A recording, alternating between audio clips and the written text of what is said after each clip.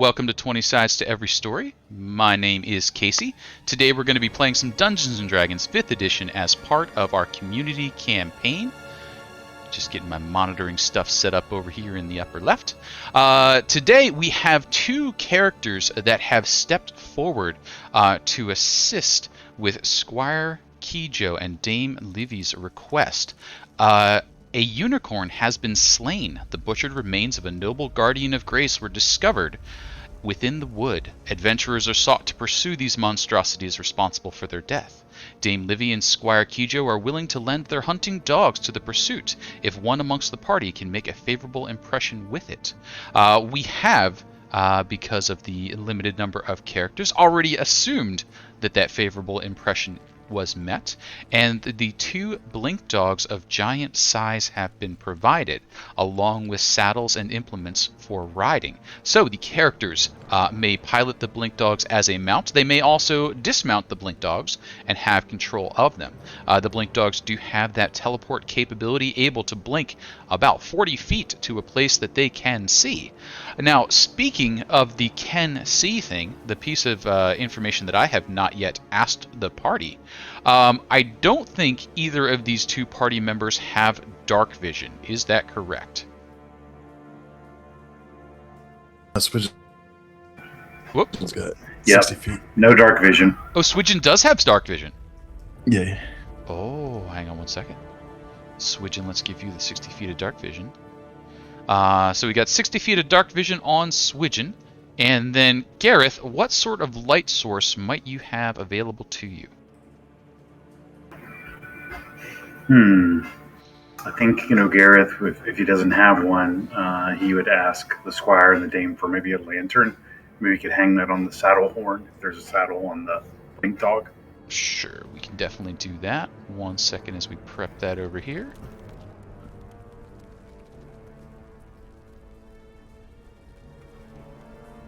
I am the knight. And that's going to give you a 30-30.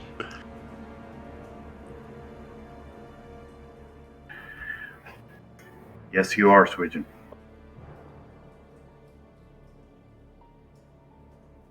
Alright, and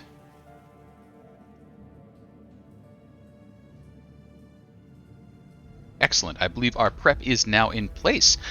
So, with those things ticked off, Dame Livy, Squire Kijo have invited you up here. They've provided you with the hounds, gotten you accustomed to the method of riding. You do have several hours of them being at giant size before they will cut down. The dogs have been trained to hunt, so will be able to follow the smell, they tell you. Dame Levy sort of pulls you aside, Gareth, and Swidgen, if you wish to come along, she doesn't push you away, but she says, Gareth, you've been asking after some of the noble orders and knighthoods in the area, and I wished to speak with you on that. We do have a bit of time before the sun sets. Could we speak now? Of course, my lady, I am at your disposal. Excellent. You see, there is no knighthood dedicated to the forest itself. There are the knighthoods like ours, dedicated to the Queen of Selene. There are others dedicated to human lands, but nothing stands in defense of the wood itself. There are rangers and the druids and the Swan May and the other communities within the forest, but they operate on what is best at the moment, what the wood feels it should have. They do not follow a known code, tenets, and that is the responsibility of a knighthood, at least in my eyes, to respond consistently to any challenge, so that those who approach you will always know how you will ask. 100 people could ask you the same question, and you should respond the same way each time. Would you agree? Indeed, my lady. One of the tenets of knighthood, as I understand it, is to answer the call when it is made and to act with responsibility, with honor, with courage and humility in all settings. That is a tenet often taken by knights, but not always core to an individual knight's or paladin's beliefs. And that is why I wish to speak with you today, I have some word that over the next few years, possibly decades, we will be withdrawing from the wood. The Queen has seen fit to call us closer. Perhaps we shall even leave this realm, but it is not something I think you need worry about within your lifetime. As we withdraw, I would like to see an order established, and so I have been planting seeds. One tree, no matter how mighty, cannot become a forest, but I see you as one such seed, and I would ask that as you proceed through your life, you gather others towards you that might follow in a similar bent, if it is in your interest to defend the wood itself. Well, you honor me with this request and this thought, my lady, though it grieves me to hear that you envision a time when you might no longer be present in the gnarly wood. As I understand it, one reason Swidgen and I and others have answered this call is because we're trying to bring these lands closer to make the passage through the gnarly wood safer so that we can help rebuild the ties between our peoples, not only in commerce, but in ties of friendship, in ties of honor. So if there's some way that I can aid this important cause, perhaps through undertaking an oath, the kind you described, then I would be happy to do so. I would ask you to consider it, and I do somewhat apologize. You may be ready to make a decision, but in my mind, it's too soon. But I have a different view of time than certain others. And you, Swidgen, I do not wish to exclude you from this conversation, but it did not occur to me that you would be willing to take such vows or join such an order. You seem to have your own convictions.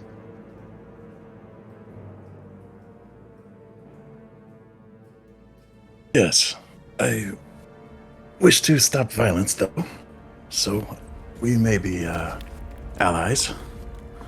And you seem invested in making the forest a better place. Yes, well, I wish the forest to continue and for its peoples to have someone to look for, to understand the rules and the laws as applies to the peoples, rather than what may simply be best for the forest. Those two things should work hand in hand, but from time to time, they do not. And so, that is a thing I would ask you to consider as you go about this task. Now, as I have mentioned, a unicorn has been slain.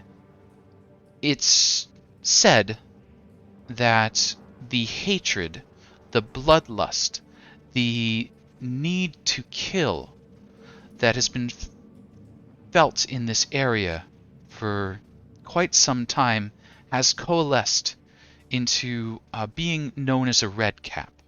Are you familiar with such creatures?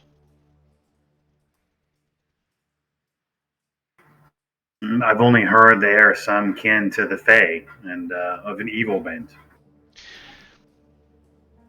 Evil is perhaps a misunderstanding of them, but it's a fair assessment. They are born of bloodshed, and their caps, as they grow, must be ever dampened by the blood of their victims. If ever a time passes and their hat dries, they will cease to be. So they are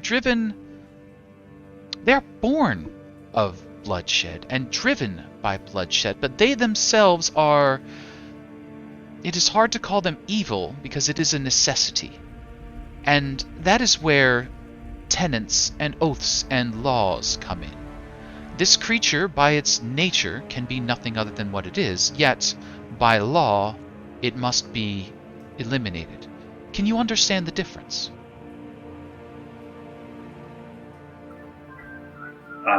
Can speak for Swidgen, Dame Livy, but I must admit it's difficult for me to understand the differences you see here. All I understand is that a unicorn has been slain, and while I've never seen such a beast myself, I've only heard legend that they're powerful creatures of good, so surely the loss of one is a tragedy, and we must avenge this death.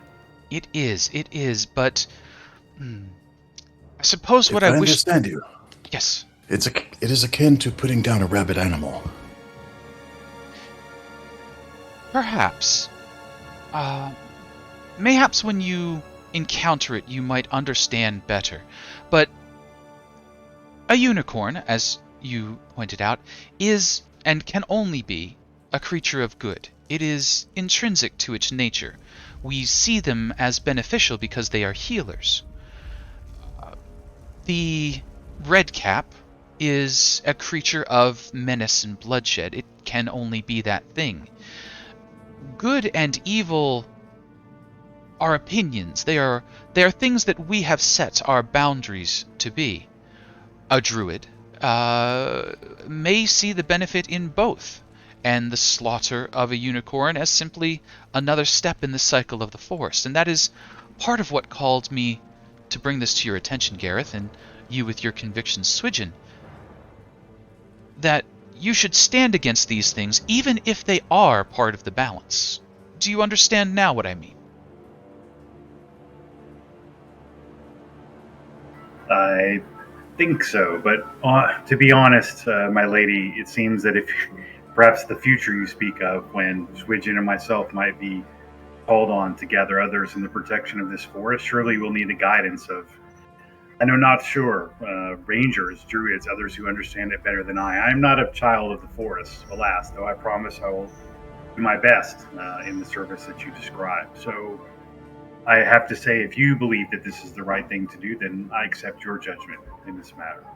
I do, and what I hope to convey is that as you think on your oaths and your tenets and what you may lay down as the laws for yourself and those that you gather, consider these things, that what may be best for the forest and the balance of the forest may not be the best for the peoples therein.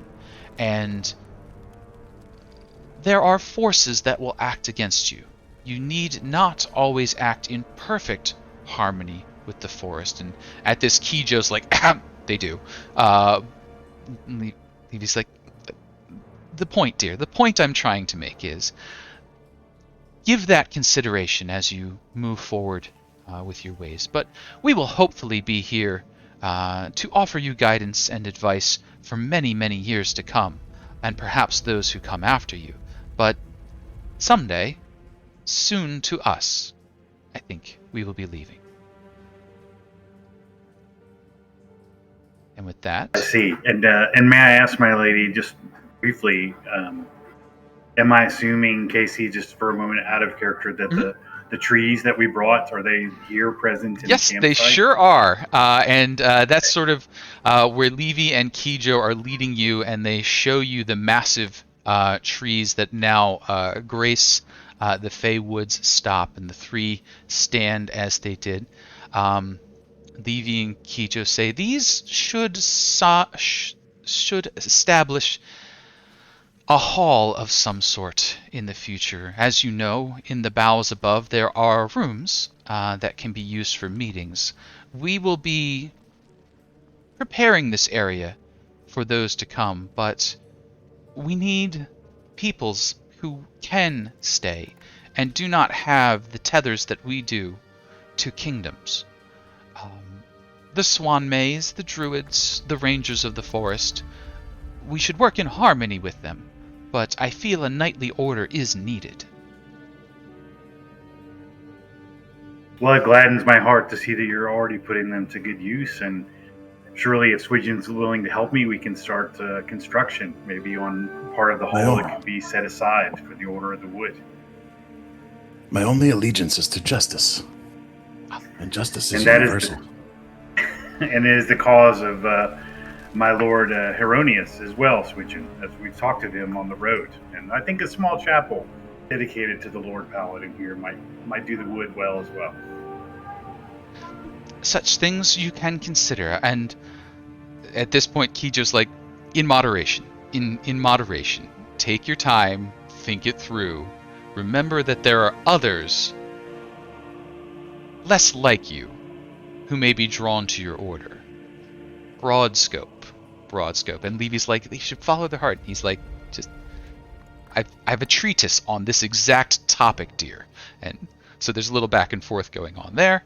And but the two of you are given a sort of an overarching task by the dame and the squire for your ongoing efforts. And others have been given this offer as well, as you'll find out as you get back and talk to one another. And we'll talk about that in later sessions. But for now, the dame and squire are ready to see you off. Some equipment was asked for and provided. Lance for the mounted combat, if you wish. Anything else that you would need before you set out after the slayers of the unicorn? Oh, one more thing. The red cap you are likely to encounter. He seeks to extend his life permanently. There's legend of a red bull, a hunter of unicorns, a two-horned beast that will grant, if not immortality, at least lessen the fear of death. This red cap styles himself after that and seeks to be one. To that end, I believe another unicorn hunt will be called, but hopefully you can stop it before that happens.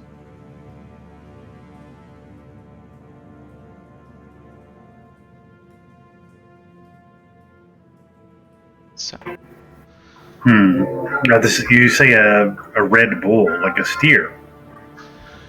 That is the legend, that unicorns were once herded and hunted by the red bull, and that so long as they were, that bull was given life eternal. This red cap styles himself after that beast.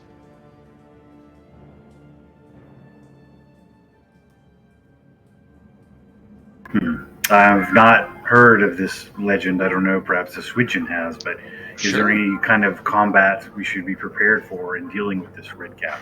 An enemy we've not faced. Sure, so how about a either a history or an arcana, if you'd like on that one? Neither of them are Garrett's specialty. I don't know, Swidgen, what about you? No, same. Sure, so if you want to leave it to the fates, you may go ahead and roll away. Liralu, thanks for hanging out there. We'll catch you in the next time. Hey, good roll, at least. Hey, there you go. Boom. Oh, and a player reroll has been redeemed. Lyra's helping out, even though she couldn't join us today. Oh, so, nice. We missed Liralu. Let's get you caught up here. One on the player reroll side, but a 17 comes in good. Swidgen, the Red Bull story centers around a beast that could outrun and outmaneuver the unicorns. Fleet of foot with goring horns. As you sort of echo back what you know, Livy sort of shakes her head. No, the red caps are a plodding monstrosity. Heavy iron boots that sound loudly wherever they walk. To outpace it, I suspect this bull must be mounted in some fashion similar to what you have to outpace it, but I do not know what you might draw from that other than to mind its speed if it finds its mount.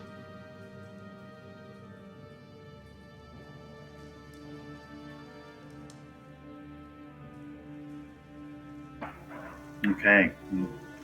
Maybe Gareth might ask, I don't know if they happen to have any, recalling what happened the last time we faced combat in Swidgen and I. Swidgen, even the worst, was injured. Do they happen to have any healing kits maybe around the camp? We do not stock such that we could spare without, and I'm sorry to ask, gold.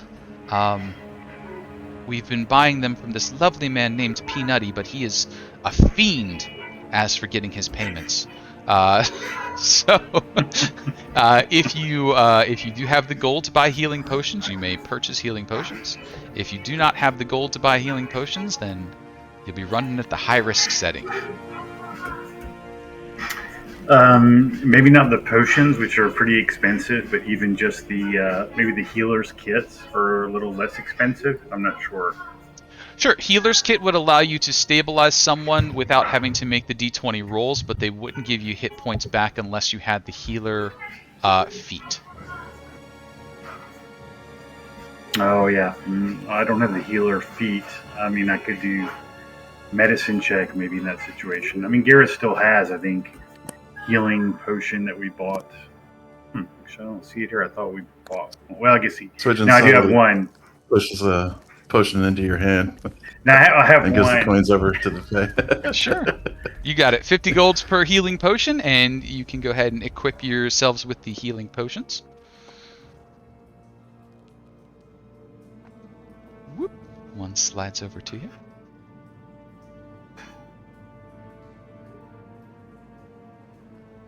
Peanutty brand healing potions. All the flavors of the peanut. None of the allergic reaction. And so, any other preparations before you set out? All right. So, travel by Blink Dog is quite the experience. They run quite swiftly, and unlike horses and other creatures, when they encounter brambles or something that others would detour around, they just blink and you're on the other side. So the hunt goes extraordinarily quickly as you tear through the gnarly woods, the hounds stopping only from time to time to pick up the scent and carry on. In short order, you find yourselves at a old gnomish settlement. You can see a couple of the stone buildings have rocked up out of the ground as things settled. Tree roots have grown down into it. But there's an entrance on the front that is unmistakable, where a tree has grown down into the doors and shattered them, and a path amongst the boulders descend down. There is fresh blood scattered here, and carved into the stones, symbol atop symbol atop symbol.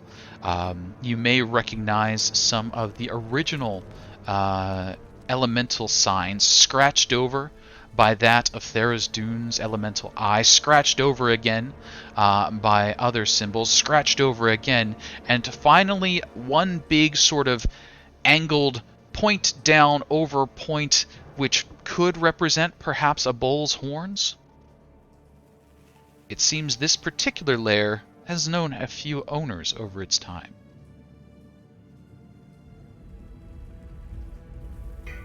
Seems we found our quarry. Release its trail, Swidgen.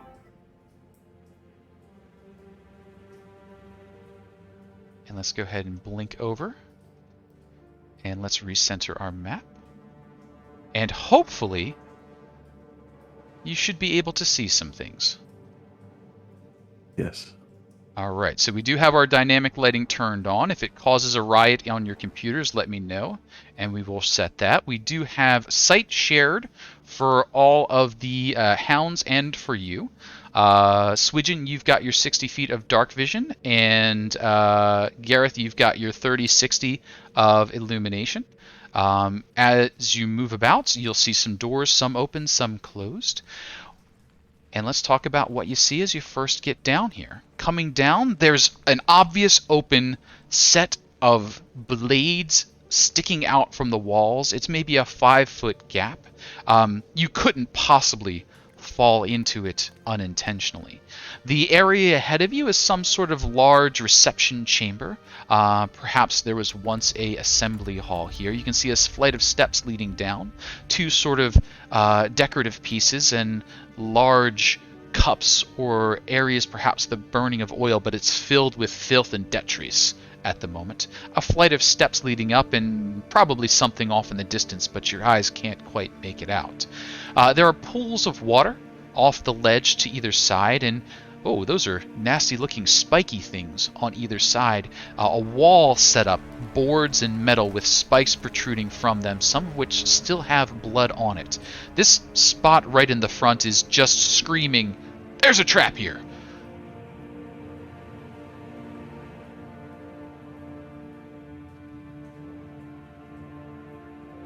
This part here? Yep, right there. So you've got this pit trap right here. Don't fall in that. And then you've got spiky walls right here and right here.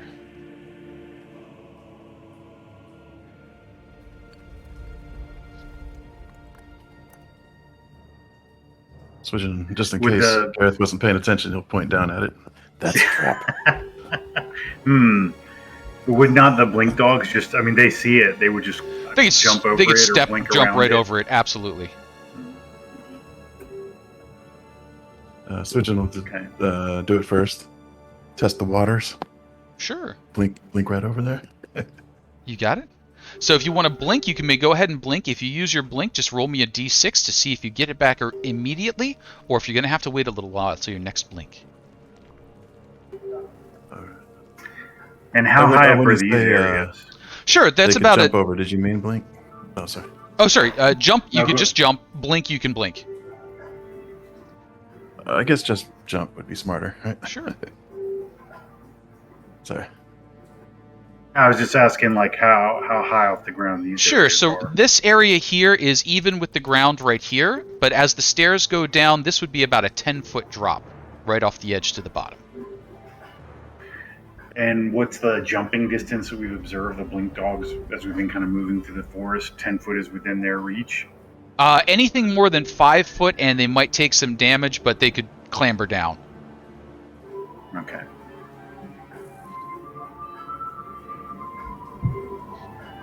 So if they were to take a So- running jump off of it and land with you on their back, they take fall distance damage. But they could, go to the edge and then put their feet down and scooter down if they wanted to.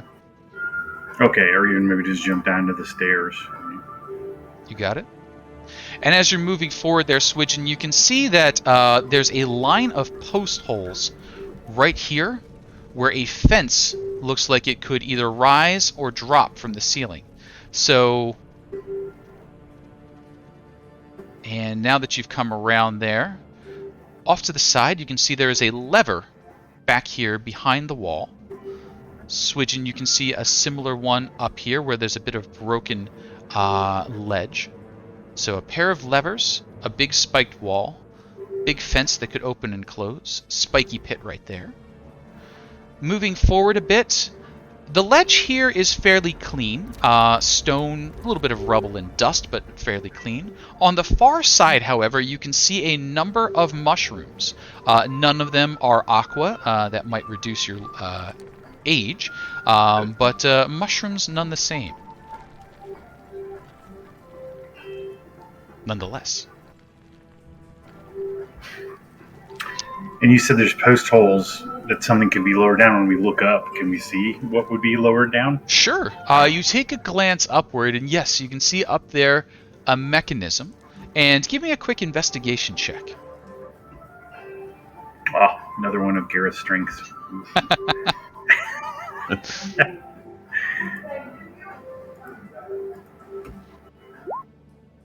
Yep. Gareth, you're fairly certain that this lever and this side of the walkway have something to do with one another, but you're like, it's too much. This is gnomish and dwarven engineering at its finest, and you can't find the seams. Some kind of mechanism here, Swidgen. This would seem to be a formidable stronghold. Careful lest we find ourselves closed here against our will. To the east and to the west, open doors, and you can see into the rooms beyond. To the northeast and northwest, closed doors. You can't see through those. To the very far north, you can see a statue, just a little rise of the dais and a little bit of detail there, just at the edge of your vision.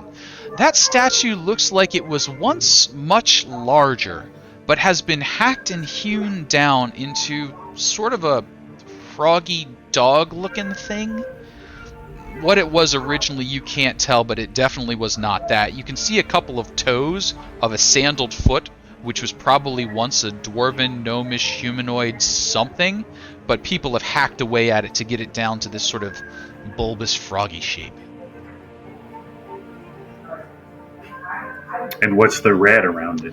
Ooh, that's a little far for you to see. That would be just in your dim vision. Maybe if you got a little closer, you might figure that out. Mushrooms, you think?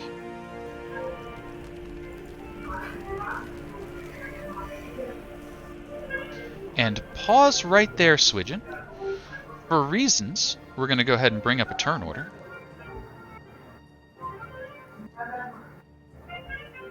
I had a feeling I wouldn't make it all the way across. It's so slow. I was thinking that this floor is gonna give way or something crazy. The detritus and brambles and nastiness that is sitting in those cups reaches out towards you as you draw closer.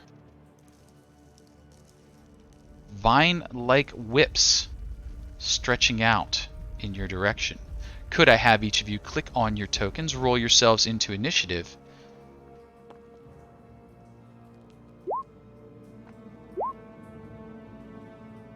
As you encounter the violet fungus.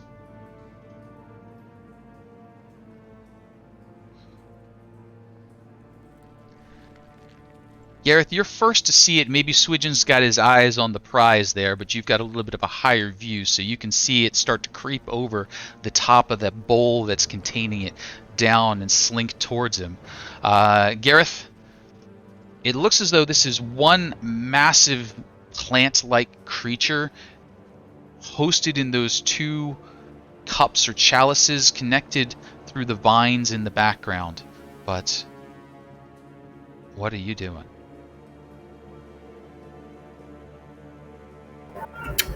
Garrett's gonna call out to Switch and take care, beware of the plants, and then he's gonna stir the dog to action. He's gonna giddy up, let's go, boy, and try to charge one of the flowers. You got it. 40 feet of easy movement on the hound and to charge away. Okay, yeah. So maybe to here first, so they won't get hurt leaping down. And then I'm just trying to figure out if that's going to reach or not. Oh yeah, it's got 10-foot reach with the lance. Yeah, 20 foot. 20 foot would get you to here, and then you could go 10 foot to get to there. Okay, so yeah, he's going to charge to right there with the idea he can wheel about maybe over here for another charge. Sure, sounds good. And strike with the lance. Absolutely.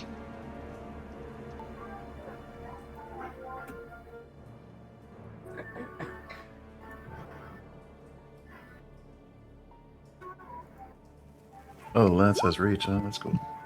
Lance has reach, but 10... Oh, 10 will work. Yeah, 10 hits. Oh, wow. Oh, great. It does have cover within its little cup enclosure, but even then, it's just a fungus. So 7 points of damage there. Well hit. Anything else?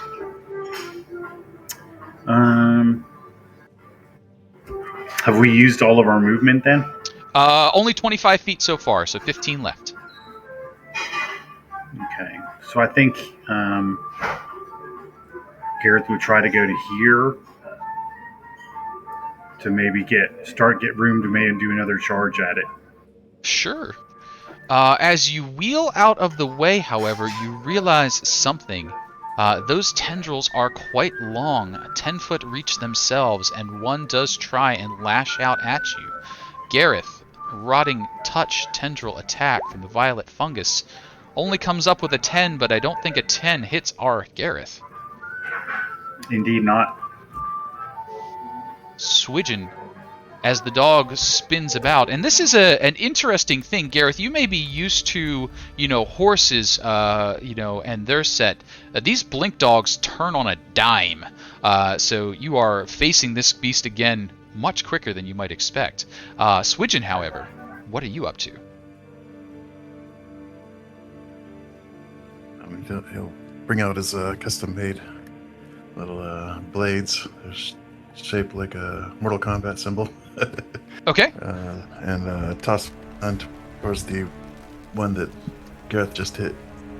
You got it.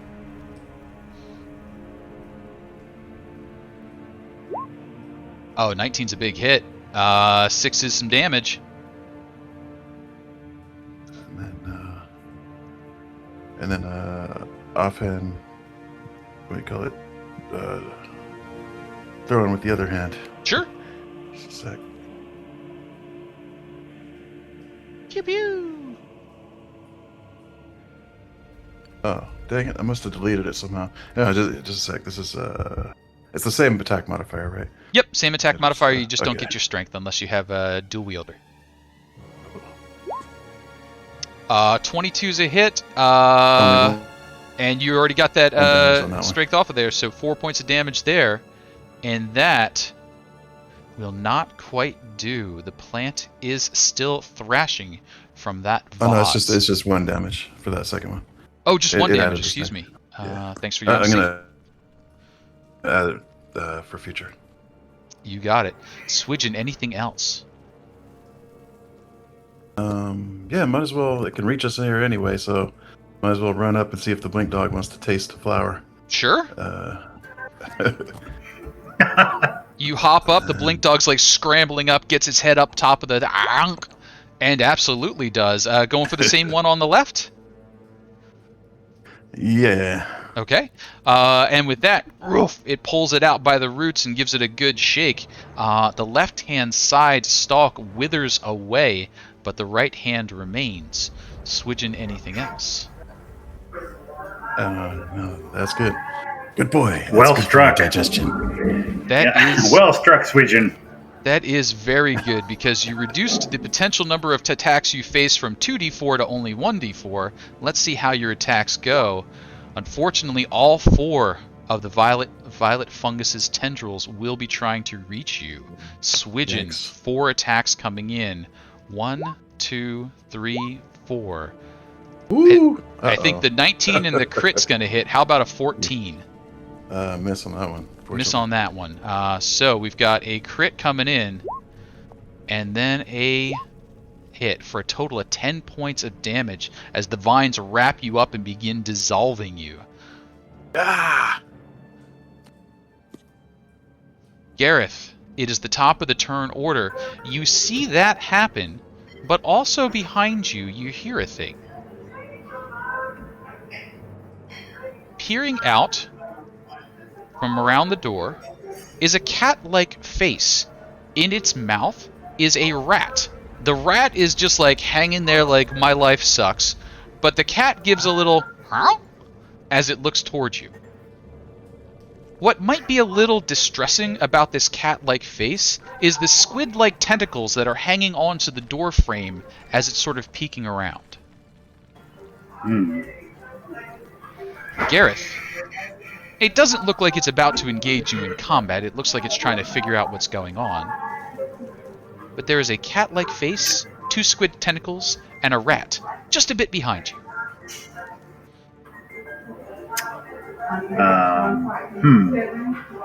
So Garrus is going to call over his shoulder, "Stay out of this, accursed beast," and spur the dog onward because he needs to help Swidgen in trouble. Ha!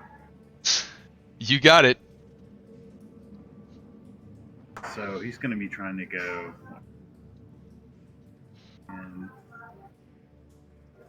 15, 20 to there Sure. with a lance attack. Absolutely may. And we've determined 10 is the number you need. 15's better than 10. Let's see some damage. 7 is damage. And then drawing on Swidgen's experience, since he's stuck there, he's also going to spur the blink dog up and let him try to do a bite attack on the plan as well. See if he can bite at some of the tendrils that are wrapping around Swidgen. You got it. Bite. 22's a big bite. 7 is damage, but the tendrils remain. A few have broken away, but they are still thrashing about. Gareth, anything else? I think that's it for the moment. All right. Swidgen, the tendrils are on you, but they're not encumbering you. What might you be doing? I start hacking away. Or, you know what? Let's unleash the dragon's breath. Uh-oh.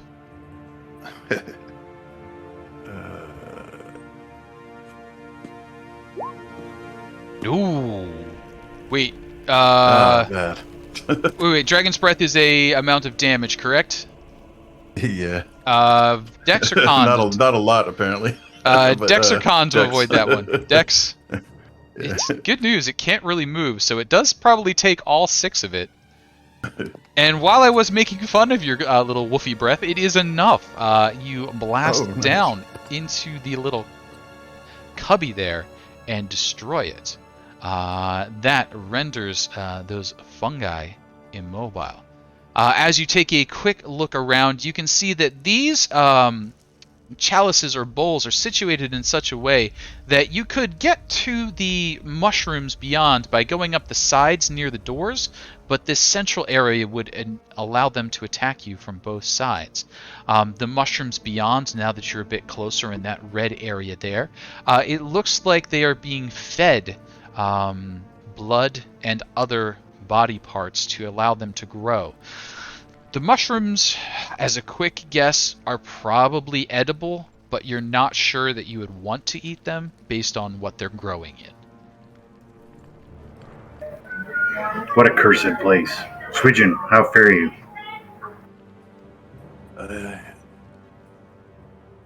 I need one of these, and I'm gonna drink one of the little potions. Wait, you don't have a turn yet, so hang on. No sorry. potion for you My yet. Wait a second there. We've got a kitten that we've got to deal with. Yeah. Moving towards you, getting about halfway here.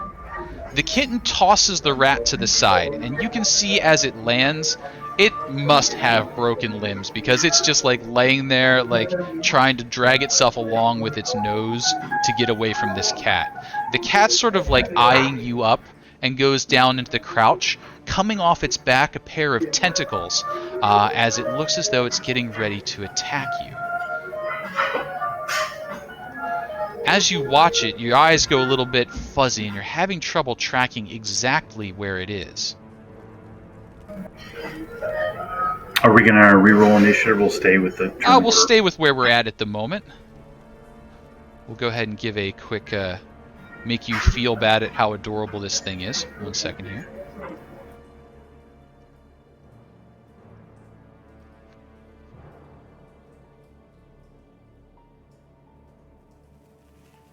Just to let you know, even though it's a monstrosity, it's still a cute monstrosity. Oh, it is. It's so cute. It's a shame we're going to have to lance it. Yeah. An extra pair of legs, an extra pair of tentacles. This thing is obviously an aberration or monstrosity. And as it moves towards you...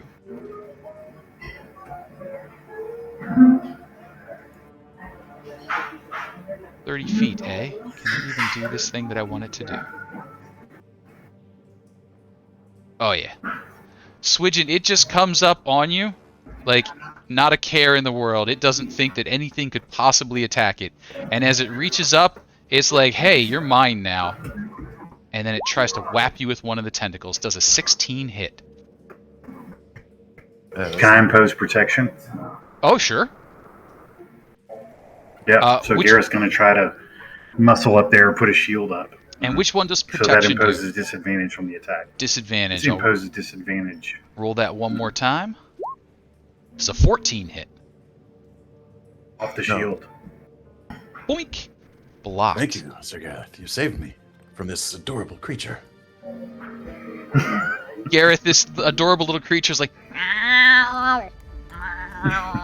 like it's trying to be big and scary, but it's, you know, yay big. I believe it was attempting to snuggle me. It's currently Simba after the grasshopper. Aw. It's trying to make a meal of you, Swidgen. Shame we'll have to put it down. It is, unfortunately unaware of the food chain, apparently.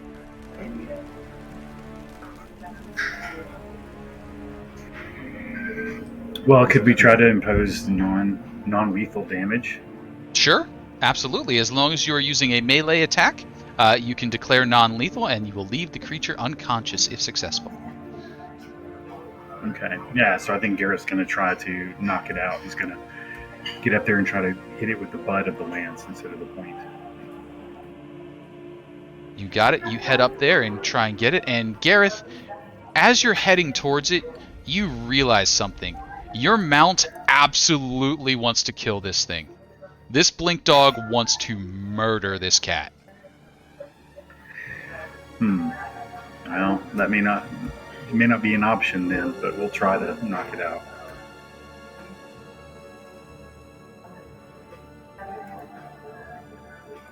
Cat eats mouse. Dog eats cat. Dragon eats all of the above. All true. 17 will hit. 5 points of piercing damage. It's not unconscious yet. However, it's gone from a I'm hunting you Mal to a how kind of this didn't feel good. Mom! Gareth? So Gareth calls out to Swidgen, like, use the butt of your weapon. Perhaps we can capture it. All right. Gareth, your wanted to adopt blink it dog since it showed up wants to bite. If you want to stop your blink dog from biting, I'm going to need an animal handling check. Okay, yeah, he's going to try to pull back on the reins. Sure. It may not work because we don't know what we're doing really with these animals yet. DC is a 10, so 10 or better, and you can resist it. You say, all right, come on, buddy. And it's like, want to bite the...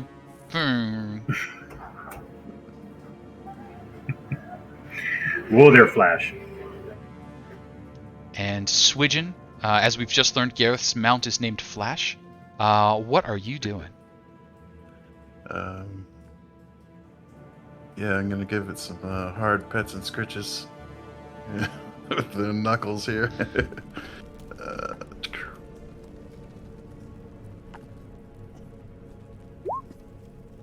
16 is a hard scritch, and that will knock out Taco. He even has an adorable name. He does. I'll try to scoop him up before Bill eats him. Sure, so as you reach down to scoop, you'll need an animal handling to manage to pull this one off. As you're leaning down, keeping the, cat away from dog mouth kind of situation.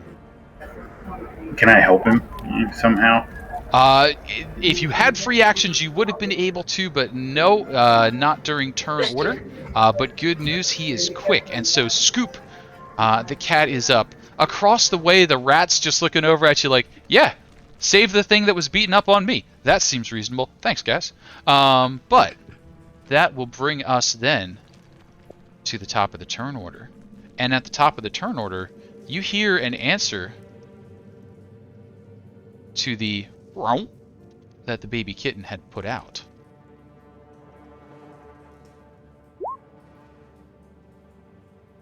Off in the distance, you can hear Mom say, "Row." Uh-oh. Gareth, it is your turn. Something sounded off from that open hall to the south and west.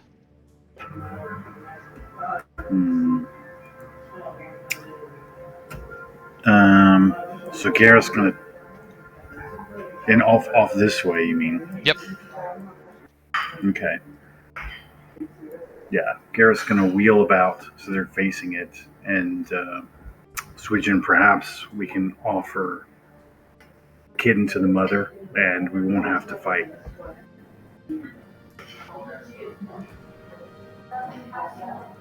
Doubtful, but I'm willing to try. Well, you're injured. Perhaps you should hand the bag to me. Yeah, we'll do so. And as he does so would he be able to drink the potion now, Casey, or we're still Sure. in Yep. combat? You've got an action, so you can use your action to drink a potion. So Gareth, it is I'll your just use turn. that You may do a original, thing, same and roll. then Swidgen, and then Felipupul. So Gareth's going to move to here, keeping an eye, basically facing the blink dog towards the door. Mm-hmm. But reach down with one hand, and maybe he can give a hit point of healing to the rat. Aw, that's so nice. The rat looks up at you like, I will love you forever. And as you're reaching down, the rat's just brump, brump, brump, brump up on your shoulder, and it's just perched there. He's trying to learn the way of the wood. He's all about you right now. He's like, you are my friend. keep that one and the cat separated. Yeah. So now, you've got the rat, the cat, and the dog. And then, so at the menagerie. moment, I believe Gareth is hanging on to Taco. That's right, until Swidgen is better. All right, and then that will bring up Swidgen's turn, I believe. Swidgen, what are you doing? I'm just quaffing that potion from. I'll use the same pitiful roll from earlier, and then ready to go. You got it. As you are getting ready to go,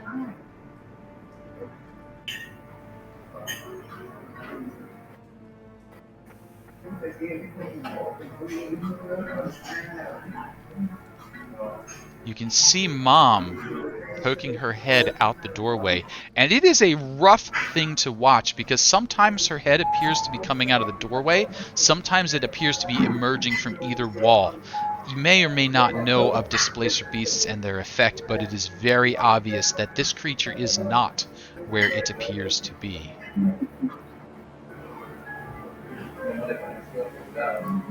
Well, and actually, when Swidgen, when you got to like right here, I think Gareth would have put his lance out like in front of you, in front of Bill, and saying, wait a moment, let's wait for it.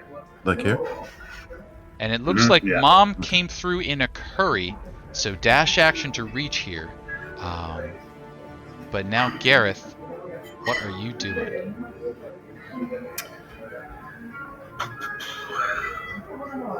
So I think Gareth is going to.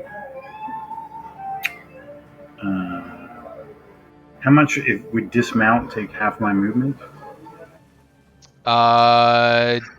Dismount is half movement. Yep.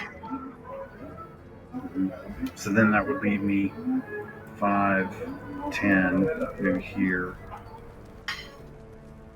And he's going to try to put the cat, like put the bag right here.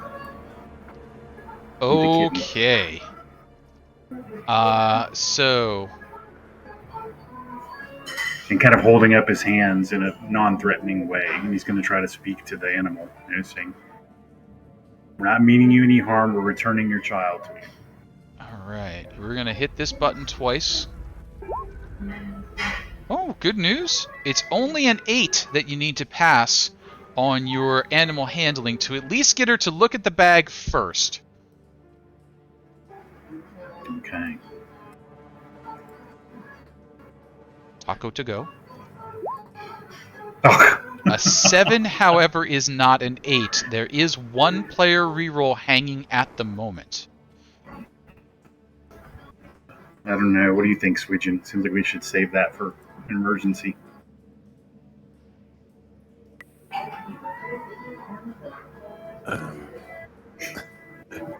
As you wish. I don't know. I mean, it's true. This could make a difference. If we can avoid hurting the mother, I would prefer it. All right. Let's give it a try then. Thank you, Laura Lou.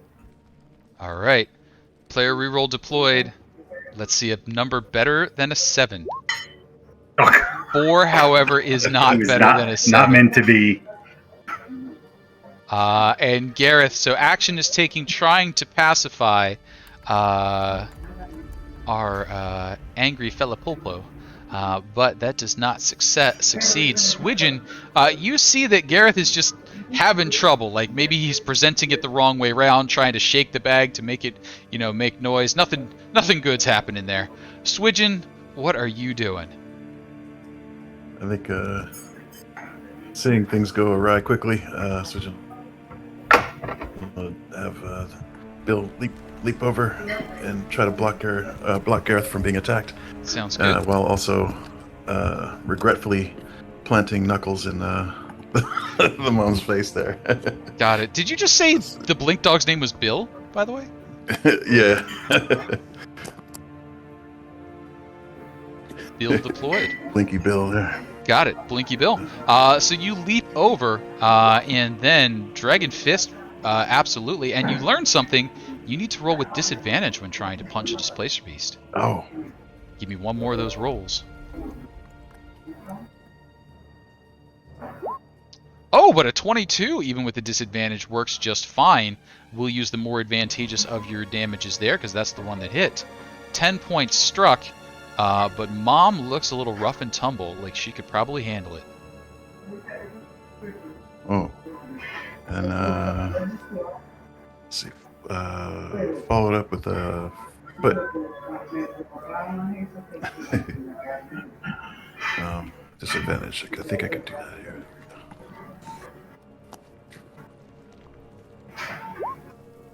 A 14 still manages to match. Let's hit it. 6 points of damage there. Well hit. And then Bill. I'm sure he would do this probably without... Even without the encouragement, he's prompting. like, I'm all in on this, but he does miss. I should have rolled a disadvantage, Yep, but I guess even, it doesn't matter. yeah, Anyway. you can only make it worse. And Orla would have tried diplomacy. I think Orla would probably have succeeded on the diplomacy. But that's not who we have today. So they are trying the diplomacy of fist. Swidgen, anything else for you? Oh, no. That's good. Oh, non-lethal, by the way. Non-lethal, henceforth. okay. That is going to bring up Felipulpo, and that is going to be 2 tentacle attacks coming at you, and we are going for the one that's punching. Swidgen, 2 attacks coming at you. Number 1, number 2. I think the 25 might work. Yeah. I'm trying to impose protection on the first one if I can. The first one would cause that to be disadvantaged, so that would still be a miss. The second one would come in just fine, 25 and a 24, hitting for a total of 10 points of damage on that second attack. Oh, man. Garrett. Mother is angry. Mother is angry. And from the distance, though you cannot see them, you hear a pair of angry meeps also coming. Sounds like not just one in the litter. But those 2 are far away. Gareth, what do we got?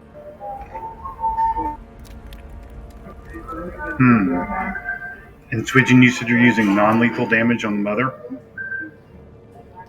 I have been, yes, but she may change my mind. How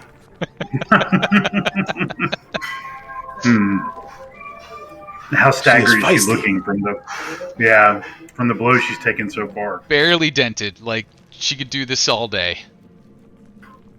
Okay. Wow. So Garrett's going to whistle the flash to come up. Flash is like, I knew you were the right choice to listen to you. I was just going to bite the kitten. Now we got a whole big one over here. Yeah, can he squeeze into right there? Yeah, absolutely. We will move Okay. Taco into the background for the moment. Right. So that's what we would do. I don't think Gareth would use his action to mount that, but he'll just maybe try to stab. No action to mount, just movement. So 15 feet of movement, and you're Okay. up on Flash. Perfect. So let's say lance attack, even from this close range. Then You got it.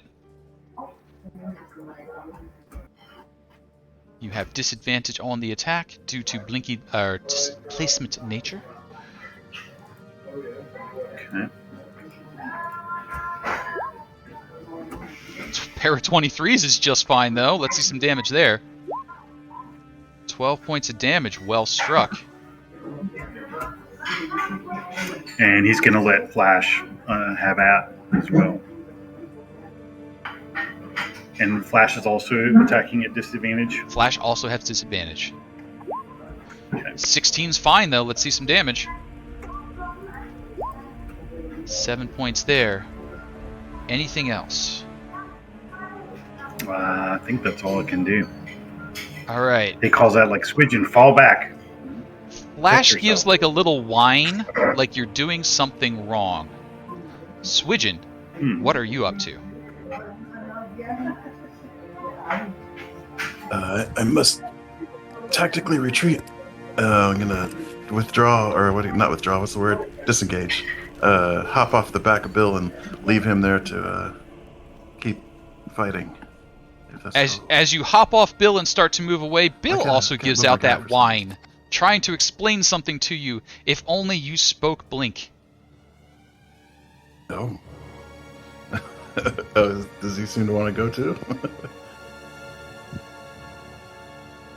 Eric, could I determine that? What about animal handling? Would that let us understand what they're trying to tell us? Yeah, go ahead and give me an animal handling. Let's set the bar at a 15 to interpret what they're trying to convey. Oh, nope. You start to move away, but you're not sure what they're trying to say to you. Yes, good boy. Keep snacking. And I'm gonna run over here. And, Yeah, he kind of gives you like the I can't puppy move my dog guy eyes for of like, that wasn't what I wanted. But he will continue as instructed and go for the bite.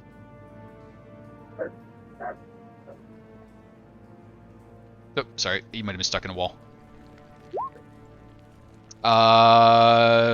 13 and a 15. 13's the number we needed, so that will hit for 3 points of damage.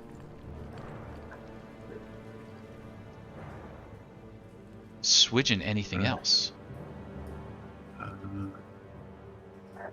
Move back to here, I suppose. I think that's it. All right. Our Displacer Beast is going for Gareth, who's got the big pointy stick that hurts the most. Tentacles incoming Gareth. 2 of them. Whap-bap. Whap-bap. A super miss, and then a hit. 23 hit?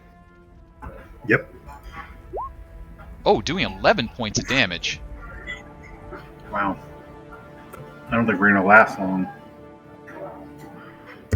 Gareth, it is your turn. Flash trying desperately to communicate something to you. If I just kind of let go of the reins and let Flash do what he wants to do, like, what happens? Oh, okay. So, Gareth, go ahead and do what you want to do, and then Flash will take an action on his own. So I'm going to strike again Okay. with the lance, since I have no other better option, probably.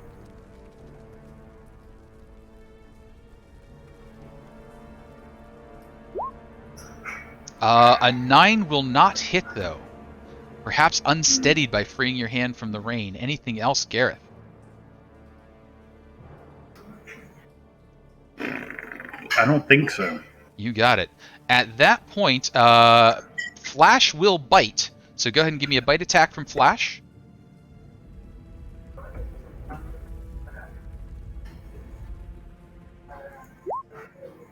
Pair of 14s will hit. Go ahead and give me a hit.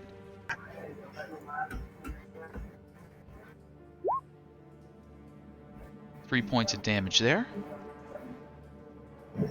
And then Flash will do as his name indicates and blink. Roughly 40 feet away. Then he will back up a bit, turned and facing while snarling at the Displacer Beast, which is now quite far away. I just realized what Bill was trying to tell me. Swidgen!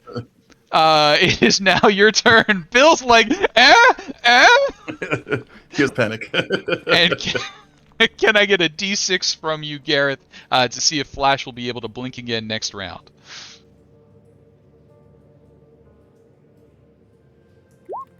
Six. Flash may blink again next round. Swidgen, what are you up to?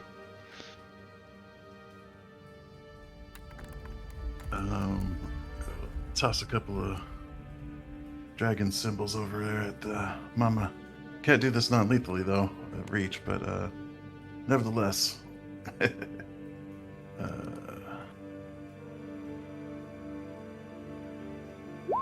Oh dang!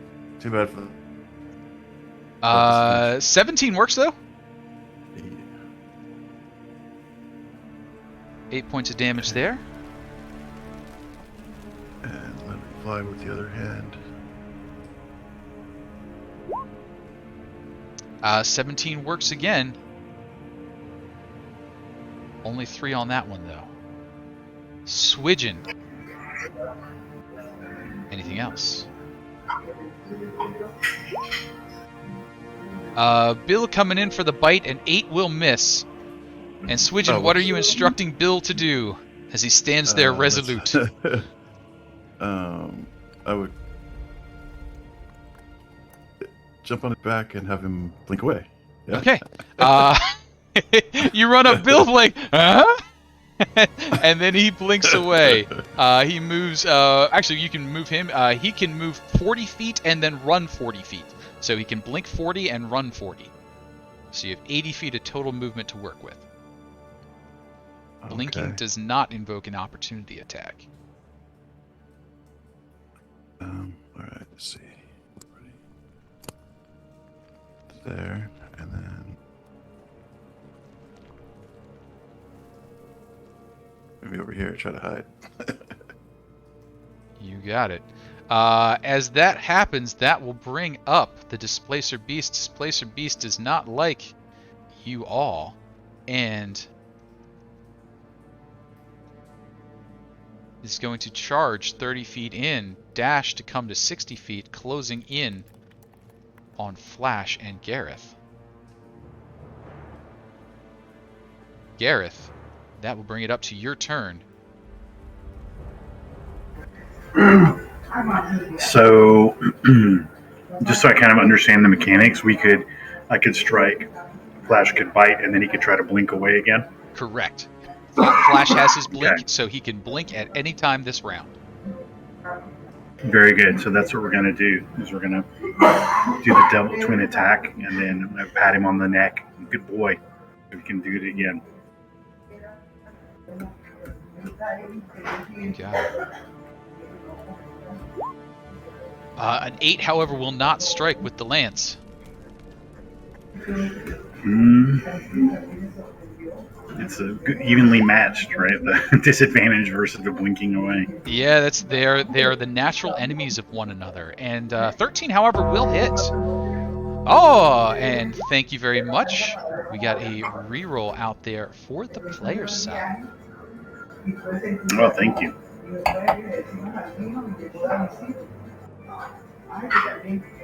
One player reroll. This looks like Flash landed a bite, and then we're going to try to blink away. You got it. Flash, bite, and blink. Where are you headed? I think probably over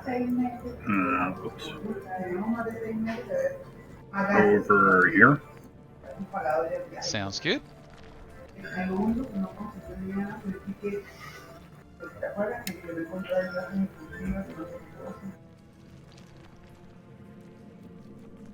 And as that happens, Swidgen, what are you up to? I think it seems cowardly, but he'll take another potion. Okay. And then have Bill go up and... Oh, I need to roll to see if Bill can do the teleport again, right? Yes. D6 to see if Bill can blink as well. Sorry, that should have happened end of turn, but there you go. Oh, whoops. I didn't roll it. I'll just And Gareth, do I think you this said you for moved over in this direction?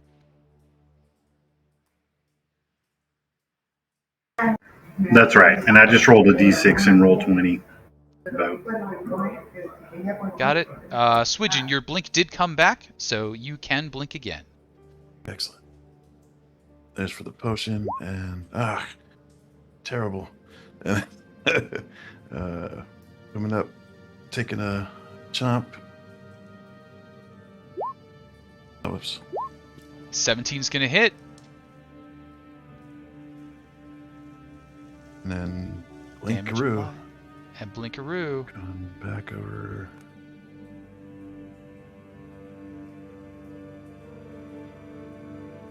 Like so.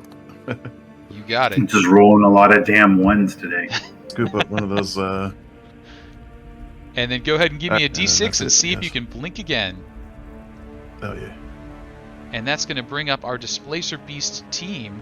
And now, Swidgen, you can see stealthily approaching you in the fashion of kittens. Polvo and Lula are about to join the fray. Before they reach you, however,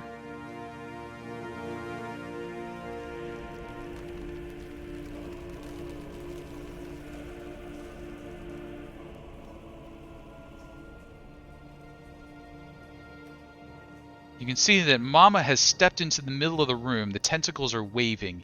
You suspect whoever gets close is gonna get hit, and I just forgot Displacer Beasts have some reach, so she can actually reach Gareth from there. Never mind. Gareth, you and Flash are getting a tentacle set coming in at you. Aiming for the rider, so Gareth, there are 2 coming at you.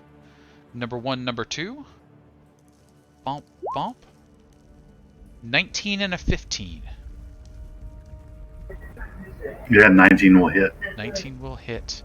She finds you in the corner and a tentacle coming in. 13 points of damage. Yeah, he's going to be unconscious. Got it. That will bring us over to Gareth. Gareth, we're going to need a death saving throw from you. Flash will continue doing his best.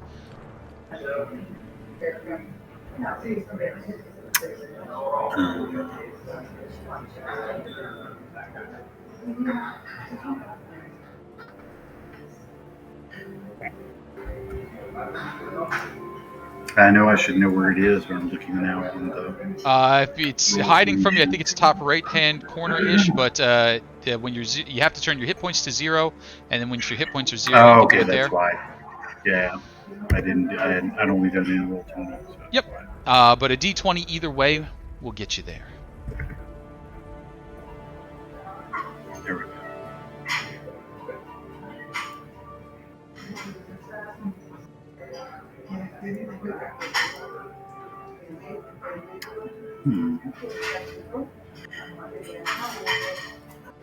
Okay, yeah, it's not actually... Let's see where I click on it. It's actually roll it. Okay, there we go. Oh, and you roll the magic number. You pop back up with 1 hit point. Well rolled, Gareth. Erroneous smiles upon you. Yeah. I thought you were unconscious, My job but here I is not was done. wrong. Gareth, you have your full movement and action, as does Flash, who's like, I knew I picked the right human. So, in that event, Gareth is going to lay hands on himself as an action. Okay.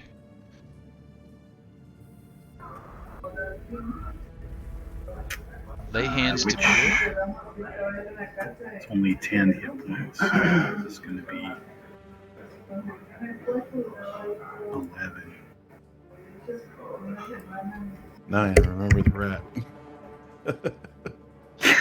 Exactly. I think the rat's the rat's so the one who just like snuck a good berry around and like popped it in your mouth. He's like, I got this, buddy.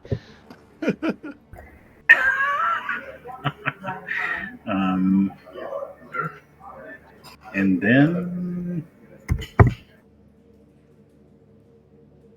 I don't know. Probably I have to blink away. Right? Sure. Inka no mas. Inko Yamanek. Was gesagt. Ni problema. Sorry, so... No worries. Impressive. Yeah, speaking a little Romanian for y'all. Maybe blink over to here. Sure, you got it. And Flash can continue moving. There is an open doorway ahead of you if you wanted to get further away. The DM baits you, which is always a bad idea. And you restore your Flash. Yeah, I'm not gonna... he's not gonna abandon Swidgen, so I think Gareth's gonna stay right there. Alrighty. That is then going to bring us up to Swidgen. Swidgen, who is not abandoned, but is surrounded by kittens and cats. What have you got? I think we'll... Charge. Charge! Around here, and then with the old fist and foot. Give him the old fist and foot combo. Lyra Lou is suggesting yarn. Where? He's read his already. No, And what Brentley, button? thank you. Yep. This? I think mice should come equipped with good berries at this point. Good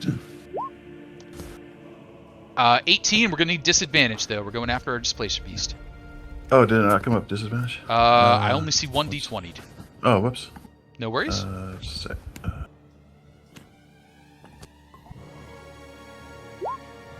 15's a hit, though. Excellent. Good, strong 9 points of damage there. And then followed up with the foot. Still non-lethal, even though she's kicking our butts. Kind-hearted to the end, we say.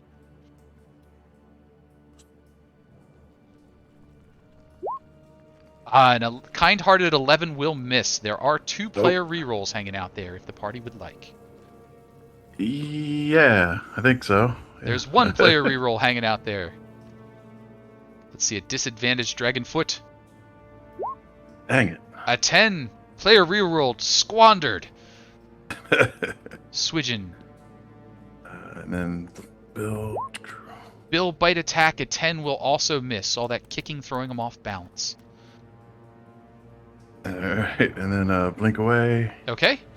And Sir Gareth, can those things open doors? If not, let's hide. You take a quick glance down at the multiple paws coming at you and the squid-like tentacles. Probably not door equipped. And you blink and carry through the doors.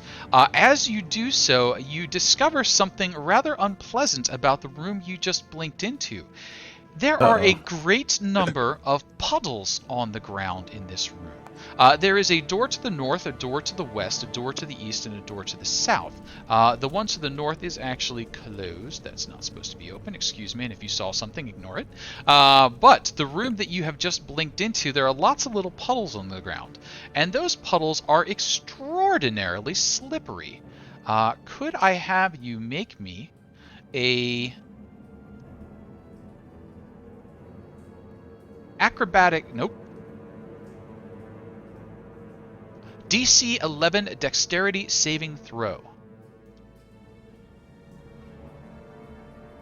For me or Bill? You can do it as you.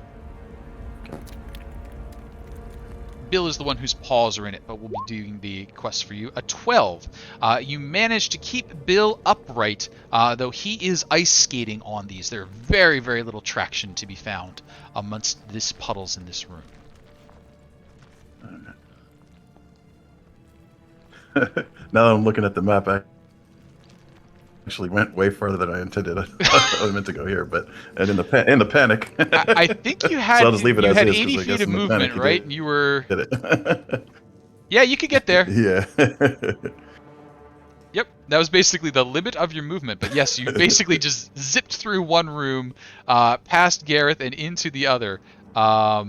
The room in the middle, small room with a landing, most likely had a decorative piece or maybe a place for speeches to be given up there at one point. The room you've just slammed your way in looks more like a receiving room craft area. There probably would have been some, sofas or nice things set up in here once upon a time.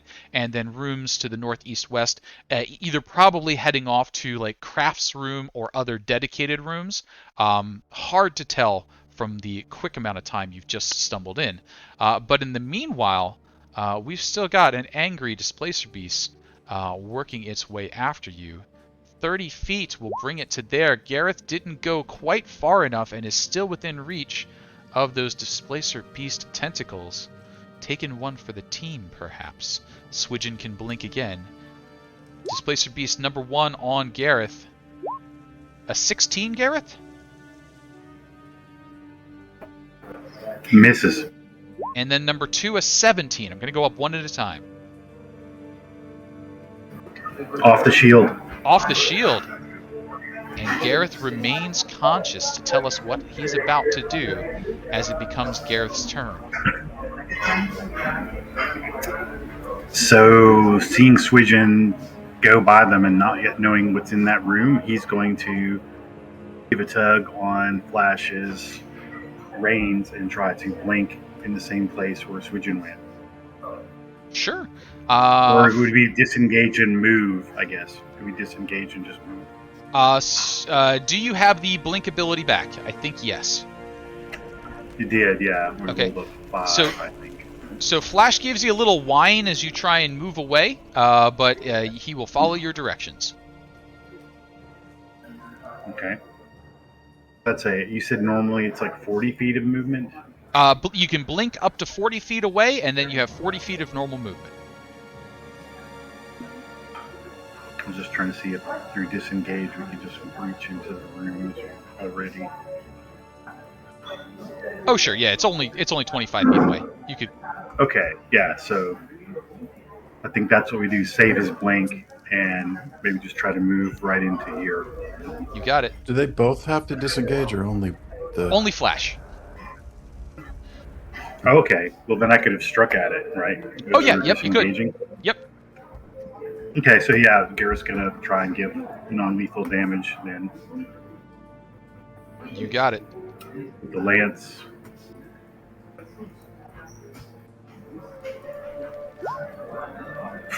Man. There is one player reroll hanging out there. I think we better hang on to that one. All right, Something tells me. Player reroll is hung on to, which brings us to Swidgen. Swidgen, you can hear the cats approaching, that low growl shaking. What do you got? As Sir Gareth squeezes through the door, Swidgen will say, "Close it!" Just to see if he can maybe close that on his way through. I think he moved past it without thinking about it. Yeah? Okay. All right. Yeah, all right, I'll move up. That's okay. Go here. And toss a couple of axes. All right. Here.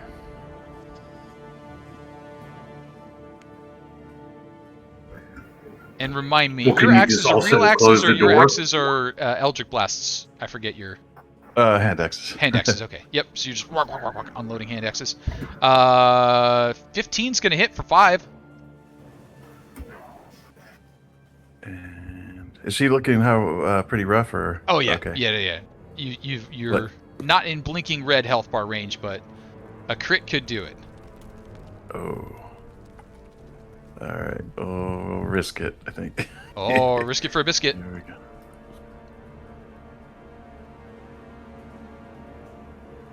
Oh. All right, A she's safe. 10 will not do it though. And Swidgen, anything else? Close the door. Close the door. Poof. And then I think move back again over here. All right. Door closed and moved back. From the far side, you hear a whoodum-dump as something is slamming against that door, but they don't come through. You do, however, hear a few roars coming out from under the door as something howls to come through. Gareth, well, staying in turn order for the moment, what might you be doing?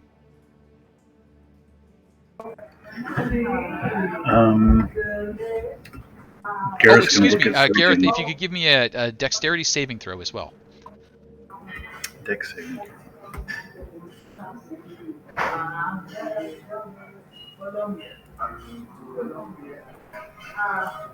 Just a normal roll? Yep, just a normal dex save and throw. 14. You and Flash manage to stay upright amidst the oily puddles on the ground here. And then it is your turn. Garrett's gonna look. Okay, yeah, so that's good. Slipping and sliding. Whoa, pull back on the reins. Try and be still. Leveling the lance like towards the door in case anything comes through it, and give a glance towards Swidgen. How fare you, my friend? You look worse for the wear. I'm a bit sore. She As we packs are a both. punch. Indeed. Well, it was compassionate of you to. I do not fault To her, hold your for we blows. assaulted her young. Well, to be truthful, they assaulted us first. We were defending ourselves, and even then, we tried to spare its life. Yes. The story of revenge is as old as time. And as you have your quick exchange of words, you can hear the ba-dum-dum-dum sort of slows down, and then you hear like a growly rumble as the cat gives up and goes to check on its kittens. You can hear the kittens protesting in the background, but we don't want to go back to bed, and like a Ralph as they're being carried away. In the meanwhile, though, in the 10 to 15 seconds that you have to yourselves before I tell you what's about to happen next. What actions might have you been taking in those 3 or so rounds? Well, I was trying to ascertain if Sweetjin had any healing potions left. If not, Gareth was going to give him one of the two he's carrying.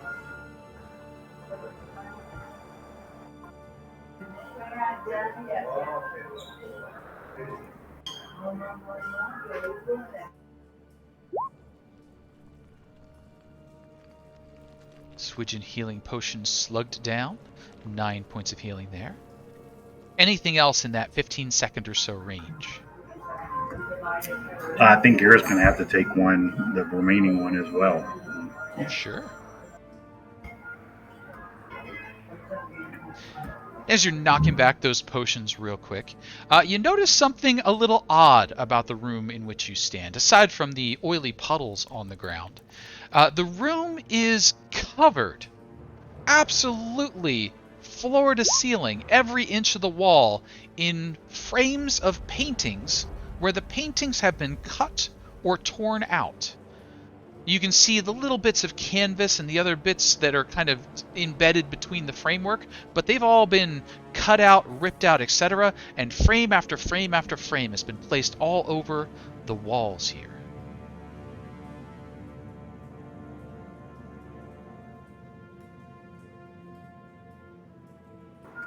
This place has been desecrated. It seems the current inhabitant is not an art lover. And as you're saying that, you hear like a door creaking, and as it starts to creak, you hear whatever's opening the door pause, and then like a wet slapping sound, and then you see that the eastern door here is wiggling a little bit, left and right, and then opening, and behind it, a very short individual.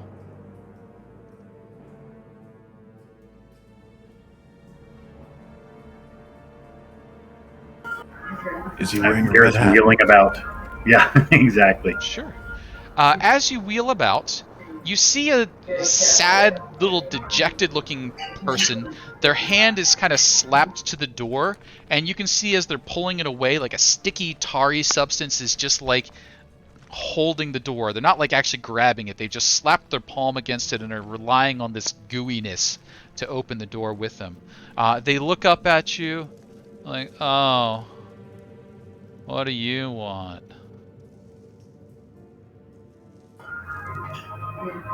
We're in search of a redcap who is desecrating this place, who took the life of a unicorn. "Oh, you want Bull. He's over there." And he points to the north. And who are you? "I'm Piddle. I make the puddles." Well, you've done an excellent job. They're quite slippery, my friend. "Thank you. I also make sticky puddles. You want puddles? Come to Piddle's Puddle Emporium." Could you trap this bull in a sticky puddle? "I trapped the unicorns for Bull. You want to see his customer review?" And he reaches over and he just kind of slaps his hand down, and he comes back with like 5 pieces of parchment stuck to his hand. "It's in here. Customer satisfaction guaranteed, or your Piddle back."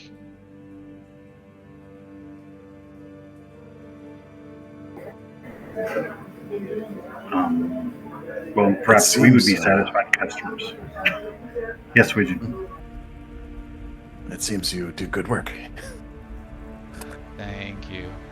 And he just starts like pulling like the papers off and then shaking them off, and eventually they flutter over to land back in the pile. They've got like goo and stuff on them now. But what payment do you require for your services? Clothing. I work for clothing.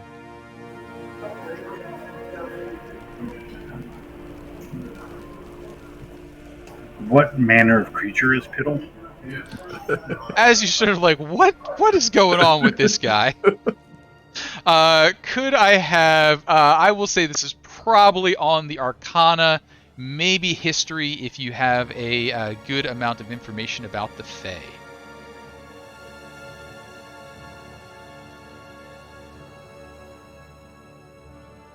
Shoot, I'll give it a try. Nope. Nope. There's one player reroll out there. Oh, heck no.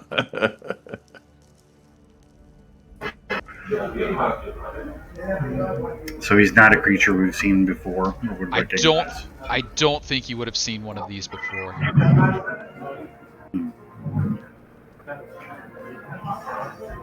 Yeesh. And he's just like looking up from you, like from all these puddles. He's got the goo. There's no skulls. Might be a teddy bear. Okay. I mean, he's not attacked us, right? So, I have Garrett, bracelets. like, Would you like some bracelets? And I'll pull out his manacles. Offer 'em. And he like looks up at those like, are those really clothing? Yes, you can wear them. I feel like I need I a wouldn't- deception check on that. I just feel like you would find that in the haberdashery section of the grocery store. So as you try to convince Piddle that manacles are bracelets and bracelets are clothing, let's see if he buys in to this particular. I'm gonna give him advantage on this check because it is a little bit of a stretch here. An 8 and a 2, even with advantage, the 9 stands firm. And Piddle like, oh, I guess that is clothing for certain people in dungeons. And he reaches up and he goes to take the manacles. Where would you like Piddle's puddle to be placed? At the feet of Bull. And do you want a slippery puddle or a sticky puddle? Sticky, I think. And he'll look to Gareth for confirmation.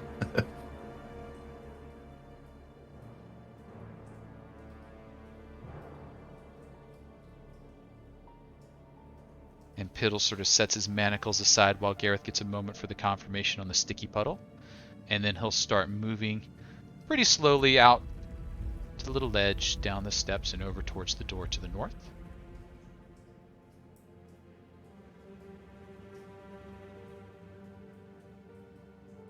well, I think we could ask Piddle, like, will a sticky puddle? You held the unicorn. Will a sticky puddle hold Bull?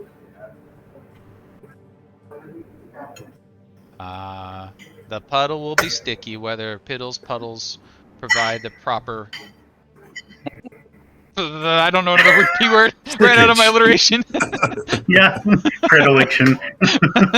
Whether he's better at this than I am. Whether that would happen is relies on Bull's reactions, is what he will do with a lot of P words in there. Excuse me, you outdone the DM's alliteration skills. But Piddle is ready to create his puddle and heading towards the door. Is the party ready to encounter Bull? I guess we're Do you ready to provide any other vote, goods or right? services which we should be aware of? No, I just piddle the puddles.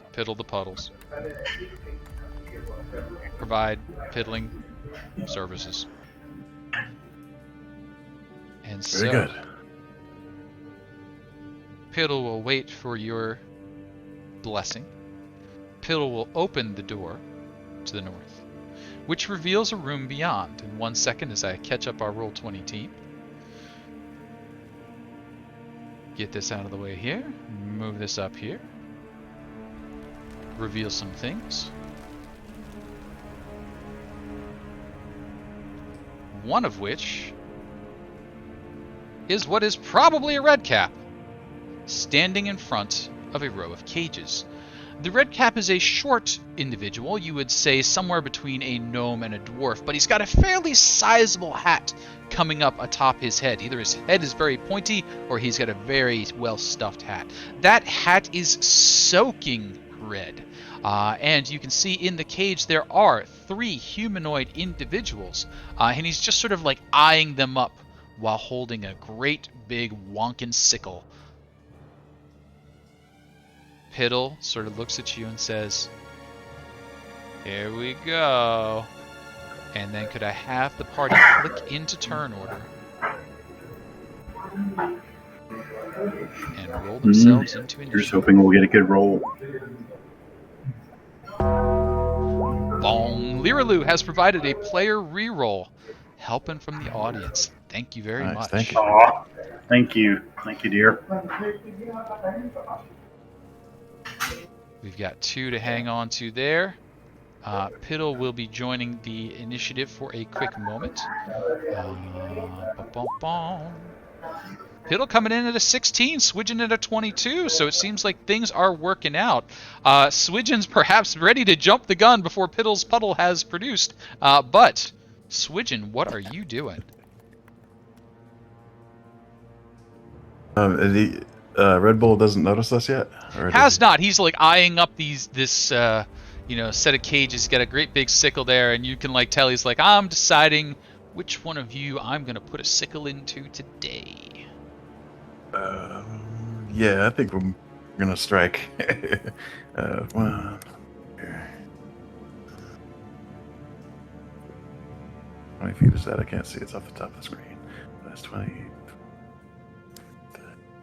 That's 30, right? Looks about I right. was moving it off view. I couldn't see. And then so that'd be 40 right there. Dang, I was hoping to get the melee distance, but that's okay. And Swidgen, what are you doing from there?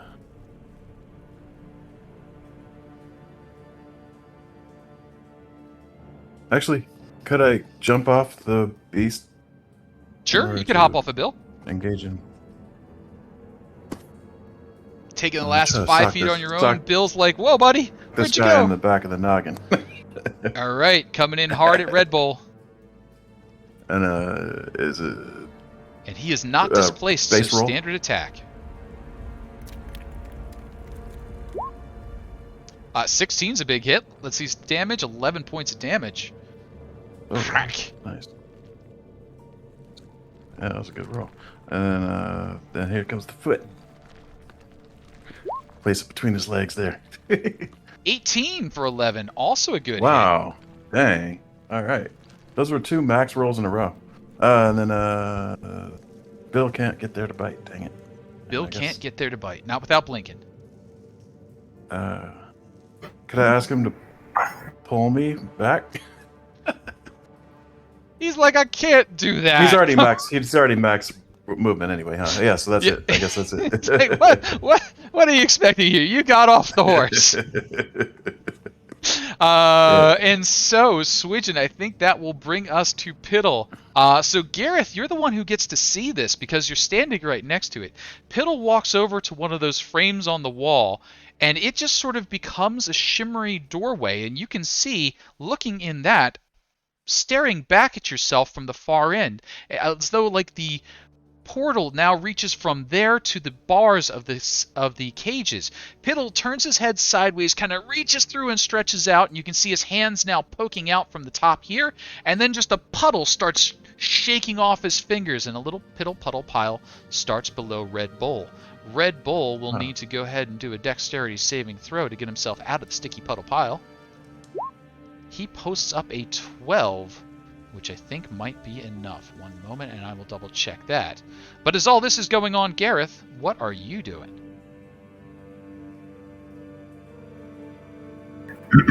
So Gareth is going to call out, Red Bull, your tyranny and slaughter of the innocents and what is good ends now. And he's going to bring, let's see, Ride yes, Flash I forgot to read him here. his rights. And then give him a nudge and get him to blink, like right here. Absolutely. And then double attack, right? Lance and bite. Oh, yeah, absolutely.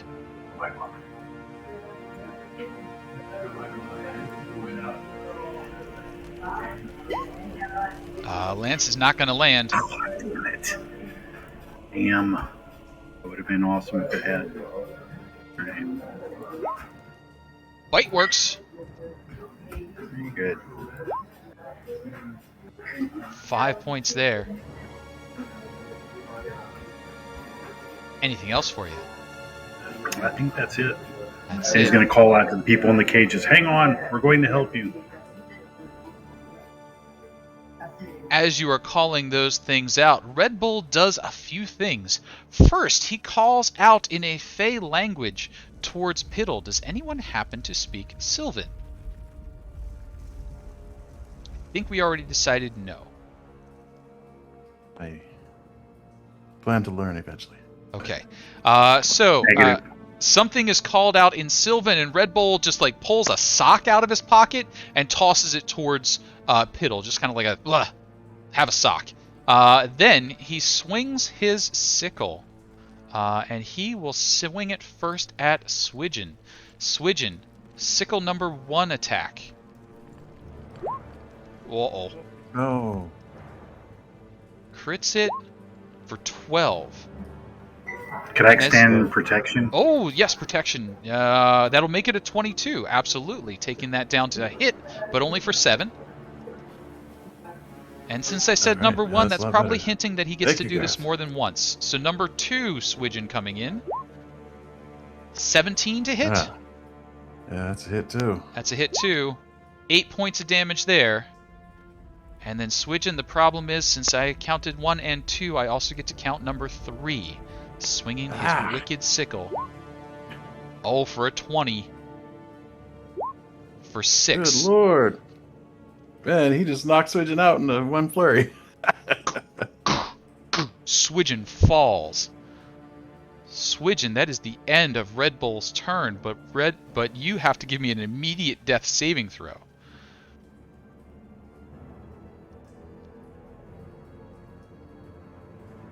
Right, here comes that. Oh no. Oh, 1 on the bad side. Can Bill act? Bill I guess can act. it's up He's to like him what he looking at you like, does, huh? I guess I'll do what I think I should do. And Bill, what does Bill do? Oh, up to me? Yep, up to you.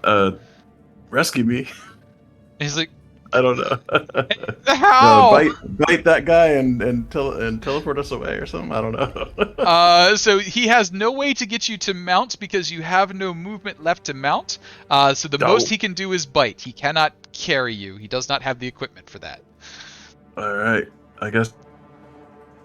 Can he? I guess go up and bite. Sure. Red Bull. You got it. Bill steps up, biting at Red Bull. Let's see some Bill bite damage. Oh, crits it for 12. Yes. Way to go, Bill. Yeah. Bill likes his new. All right. Now, is Bill staying stuck in, or is he blinking out? Good boy. Good boy. I think he'll stay there.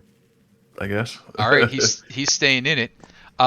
Gareth, you may now understand what the sock and conversation was about as you see Piddle's hands disappear from the cages behind Bull and reappear from the cages just over your head, and oil begins to spill down.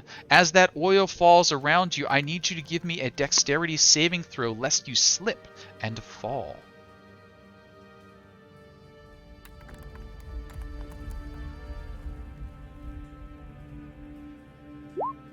A 20, and you Nice. and Flash stay standing. Though the area that you're in is very slippery, you might want to move out of it, or you're going to have to do that again next round. But for the moment, you're okay. Gareth and Flash, what are you doing?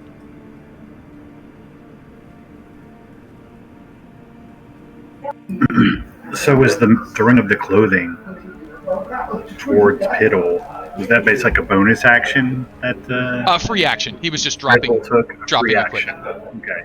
So yes, if So- you wanted to pull off some clothing and throw it, you could also start a. Yeah, exactly. Disrobing Yeah, contest. so Garrett's gonna basically, he's gonna untie his cloak and basically toss that out and yell to Piddle and say, "And here's an offering for you, Piddle." Sure. And I'm Piddle responds complete. in common, sticky, or slippery. I think slippery this time. Okay.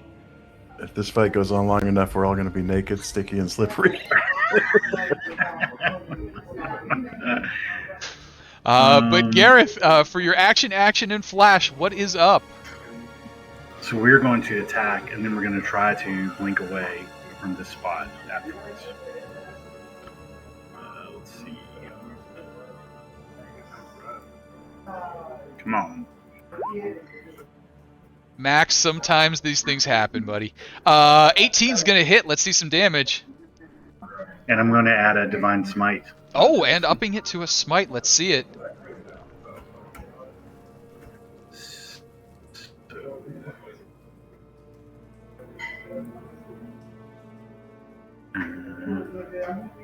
It's going to be 2d8 radiant. Let's do the lance damage first. Lance damage of 9. Oh, we're in blinky red hit point land. This could do it. And another 10, and that will do. Red Bull falls. I don't think you were calling out non-lethal on this one. No. But Red Bull is down. The 3 up in the cage that have been basically kind of silent and hanging back, trying not to disturb you, are like, oh, thank you. Please, let us out of here.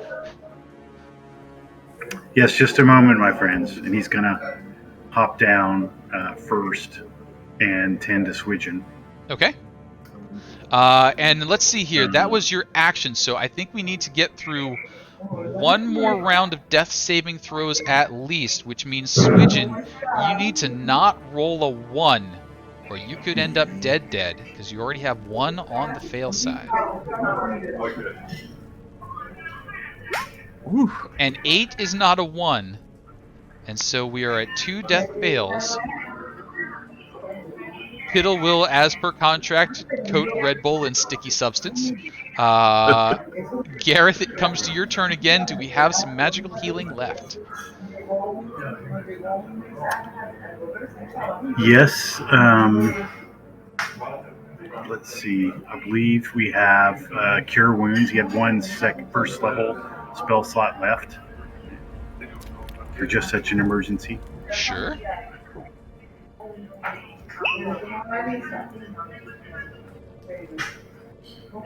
Excellent. So, not great, but enough. 4 hit points left. Piddle, seeing that the battle is done, returns to his Puddle Emporium.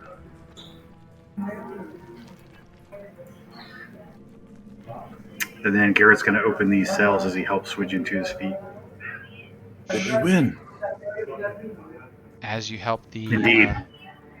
Those who are trapped out. Red Bull is vanquished, my friend. Thank you. He'd been killing people one at a time every few days, and, well, he was starting to look, I don't know, hungry again. Can we get out of here?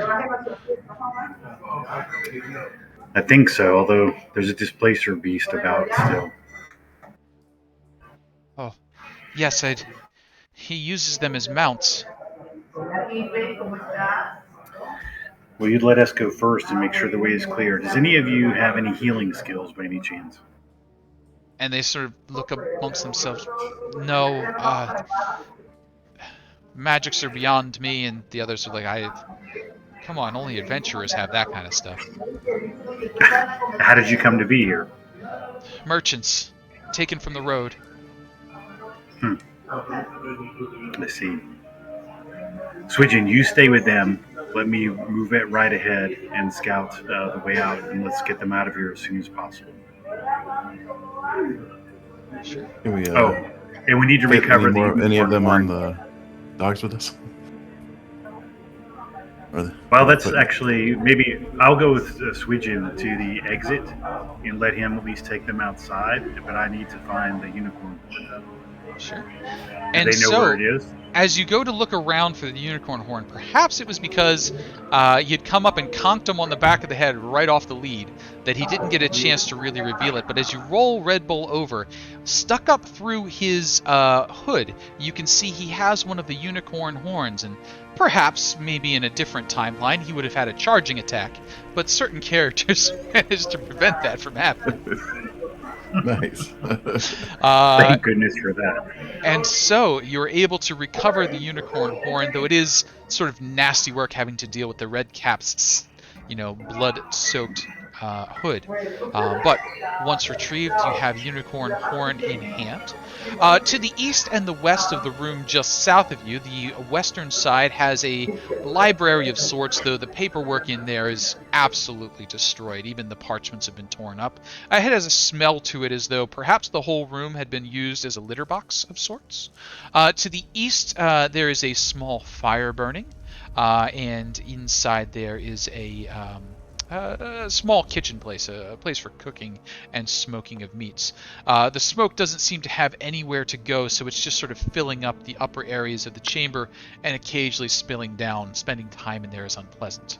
There's a closed door to the south there, and there's still that closed door to the south down in that slippery room. That door is curiously barred slash hammered in, as if people don't want things coming out or folks going in. Beams of wood, chairs just sort of stacked up against the side of it.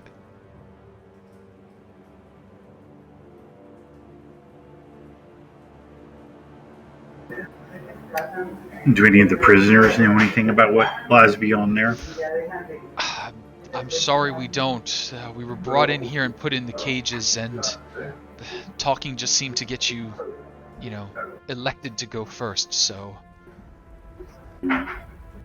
Of course. I think Gareth is also going to try to collect Red Bull's hood to offer to Dame Livy and Squire Keijo.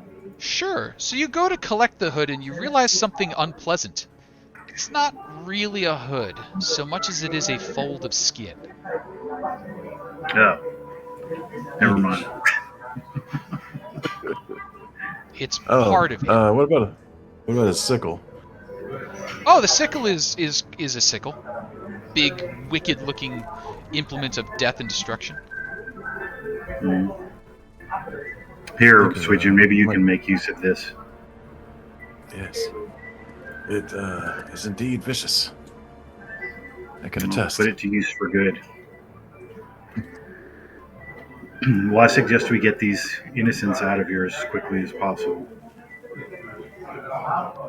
And as you start to head south with your little entourage, Fiddle shuts his door, wanting nothing more to do with you at the moment. Yeah, thank Fiddle. If I have time here, I'll activate this thing I completely forgot I had. Second wind to pick up some hit points, sure.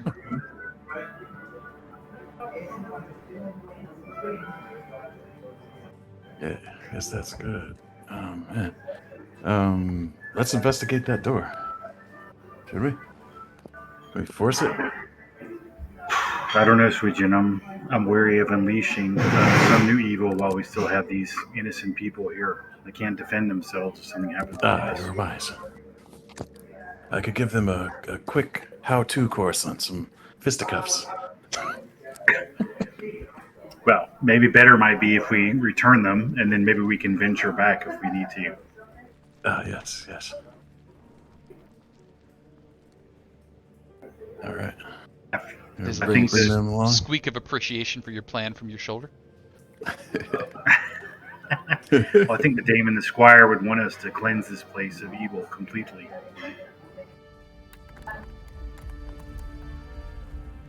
But fighting that displacer beast proved quite a challenge. And this door, this is where, okay, that's where he came from, sorry. Yep, you got it. So out here's where you came from. Down here is the one that's barred up.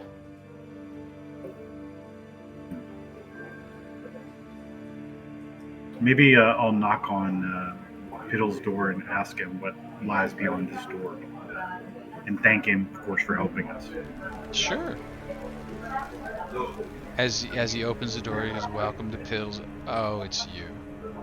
You're very welcome. If you'd like, you can fill out a customer satisfaction. He slaps the paper and he holds it up to you. And it's basically a little like, I really enjoyed Piddles Puddles. I'm sure my friend Swision would like to fill out one of these forms, but I wanted to ask you, why is this door to the south bar lies beyond there? Oh, that's where the curse is. What kind of curse? I don't know. When I was told there was a curse in the room and it was locked, I didn't ask.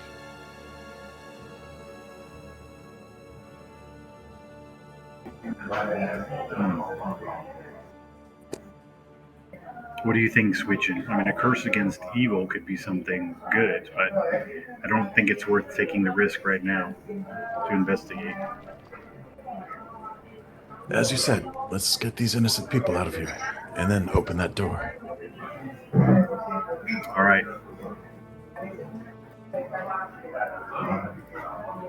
Oh, well, first, why don't you all wait back here and let me investigate first to see if the displacer beast is gone. And gonna open this door and see if Sure. it's still out there. And as you go to open that door, I get to ask for the thing that I didn't get to ask early in this session, which is the fateful D6. To let you know, a number 1 means Dad came home. A number 2 means Mom has not forgiven you. 3, 4, and 5, everything's okay. 6 is good news. Which would you like to? Who would like to roll our fateful D6?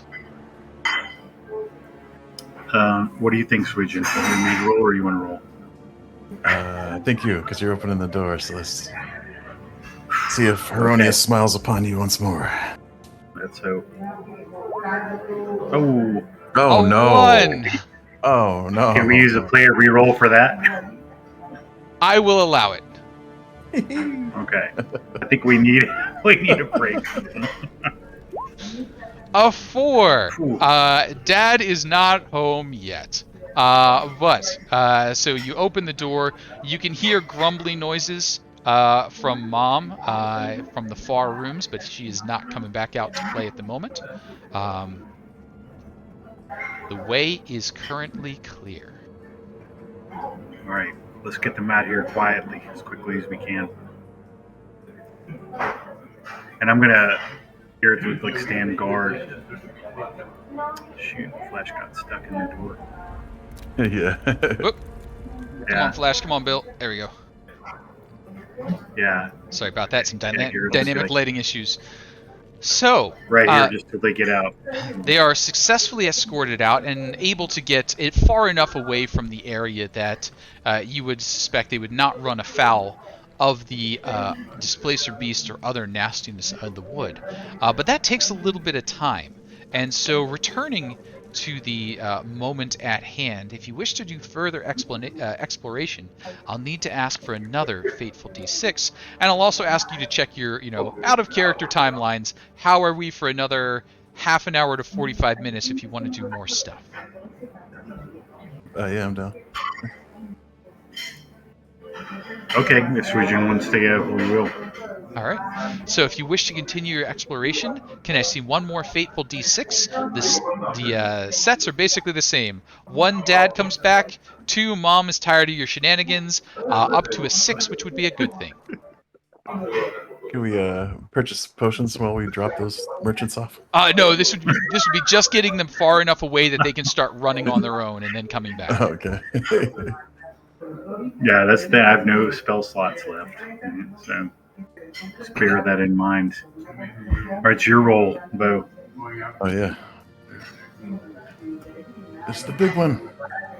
Bum, bum, bum, bum, bum, bum, bum. Yeah. A 6! Good news. So your careful planning and set has paid off. You may take the benefits of a short rest as you are getting things sorted out and shifted through. You do a thorough investigation of the area. You work your way through some of the aspects of the library and the areas around, and you discover hints as to what's in those doors to the south. Cursed weapons. Useful, but only in times of dire need.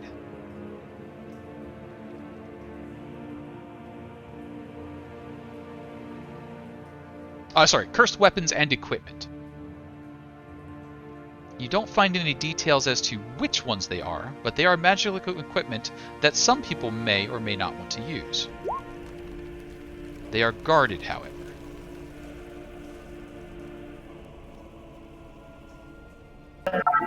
Did you say cursed? Cursed. So cursed equipment, but Very useful. intriguing. So something that people may choose to use even though it is dangerous, but guarded. No details on the guardians, no details on the curse, just sort of a warning to future generations. Hey, you're going to see something pretty when you go in that room. Make sure you really want it before you reach for it. Well, what do you think, Switchin? I'm not sure. I mean, any cursed equipment, I doubt we would keep for ourselves. Maybe we could turn it over to Keijo and Livy just to keep it from falling into the wrong hands. But that's about the maximum purpose I see that we can fill here. I might use these weapons to fight evil and injustice. I'm sure the curse I can overcome with sheer will and focus. And I'll say during the short rest, you've worked the boards and such off the wall so that now all you would need to do is open the door.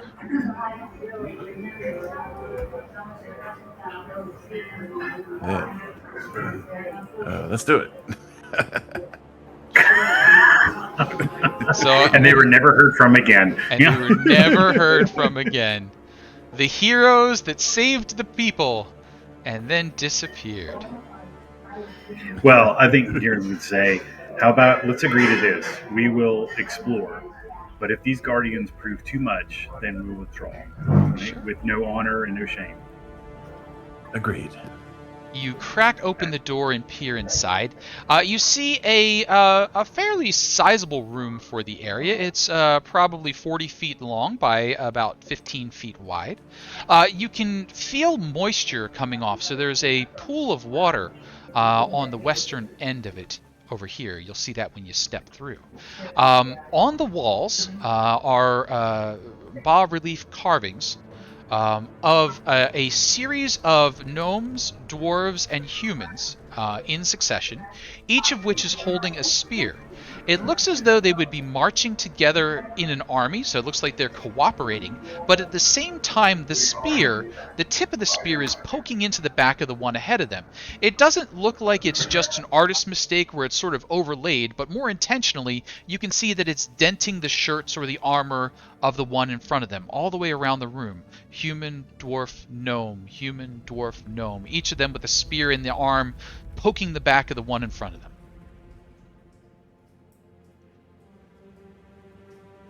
It would appear to be a type of humanoid centipede. Perhaps an alliance, but one born of duress by the appearance. They were not fighting together. There were those who were forced in battle. The way this is shown intentionally makes no sense.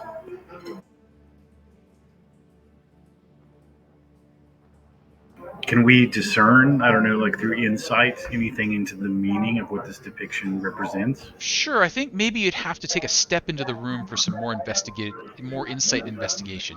What you can see is just like a piece of the puzzle on the wall there. Maybe before we go in, we could ask Piddle if in case of need he would be able to supply a puddle to help us in this situation. Will do. And Rimlock, that's because I looked in the wrong spot. Excuse me. There was a DM reroll purchased.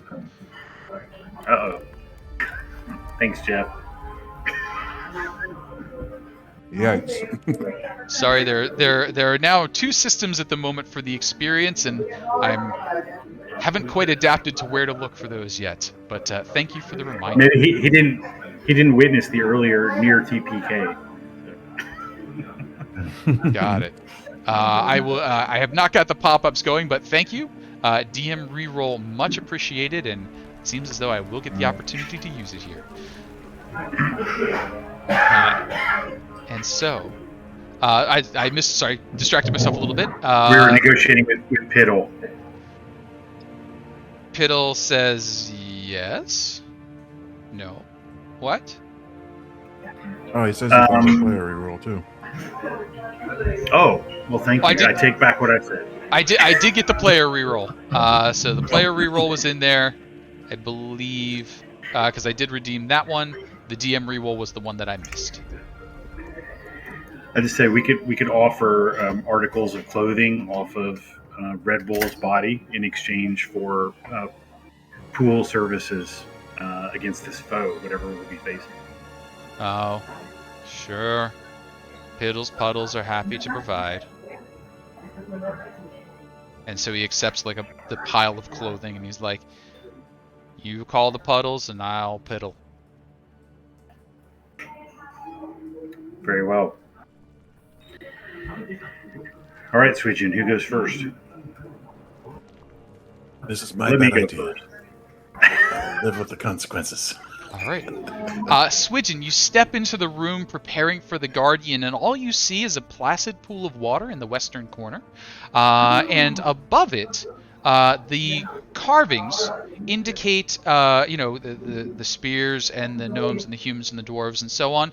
But as it hits that point, one of the gnomes is actually holding a spear. It looks like it's been tucked into the wall, just kind of nestled in their hand. You could lift it out, from there. It's quite nice and in superb condition. Try to take a closer look and see if it looks like it would trigger anything if it were removed. How about an investigation? And are you trying to do this from across the room, or are you getting up to it? Getting up to it. All right, go ahead and move yourself as you will. Is it there? Or It's your am I going trap. to the right place? What's that? Am I going to the right place? Yep, you're going to the right place. And Okay. you kind of move your way up there, and you're looking at it, you're getting ready to reach out, and you're like, there's got to be a trap here. And as you're reaching out towards the spear, maybe Bill is the one who notices that the water is reaching out to you. And so, let's go ahead and ask, what is your passive perception? 13. 13. You would like me to not roll a 14 or better on these two rolls. I did not. Well done. So you notice the water reaching out to you. A water weird, a guardian of the water embedded in there. And Justin, thank you for the follow. Happy to see you out there. The party is going after bonus material right now, trying to recover a magical spear said to be cursed, hung on the wall. Below it, guarding it, a water weird. Could I have the party members roll themselves into initiative? Piddle will be attempting to help, but I'll let the party know right now I'm not going to put him on initiative because his sticky puddles and his slippery puddles will not affect this amorphous beastie. So excellent planning, but will not work for this one. Gareth, however, is quick Well to played, respond. DM.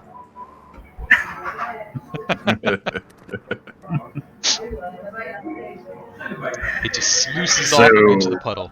But Gareth, That's right. what do we got? So Gareth, hearing Swidgen cry out in alarm, he's going to try to get to right here with Bill, Sure, do an attack, and then blink away. you got it. I don't know if I can. Okay, I'll still stick over there. If non-magical weapons are going to affect it, let's find out. Let's find out indeed. With a 15, we get to at least roll damage to find out. You could grab the spear. 11 is points of damage. And Does it you appear to realize be that doing it does work. expected damage? It does work, but it is only about half damaging. It is resistant to your damage.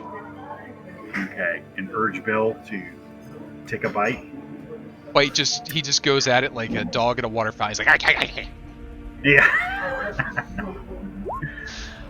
he's having too much fun. Doesn't manage to land a good bite. We do have, it looks like, a player reroll in the pack, as well as a DM reroll. And do you wish to deploy? I think we need to hold on to that switching. Oh, sorry, 2 player rerolls in the pack.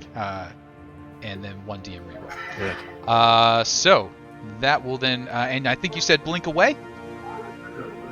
Yeah, unless, would reaching for the spear, that would count as an action.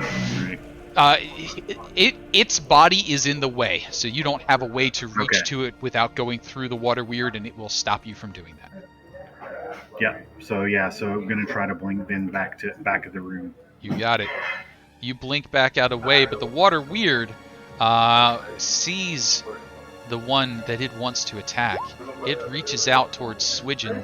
Swidgen, we have a constriction attack. That looks like it's going to be a miss, so we're going to deploy our DM reroll. Thank you very much. And crit it. Ah! Did that happen before I blinked away, Casey? What's that? No, The you would have attack blinked of the away, boat. and then it's its turn, so you would be Okay, out of all right. reach at the moment. Okay. So critical hit, constriction, Swidgen, damage first, 27 points of Lord. damage. Yeah, I'm out again. And Swidgen, not only are you out, Dang, that's a brutal reroll.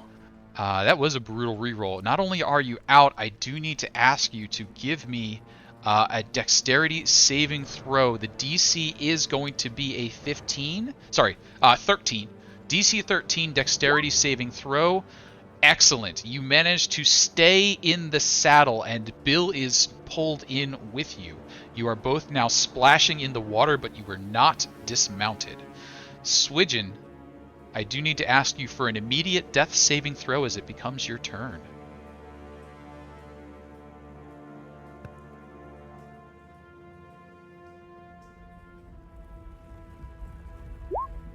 An 8 puts 1 on the bad side.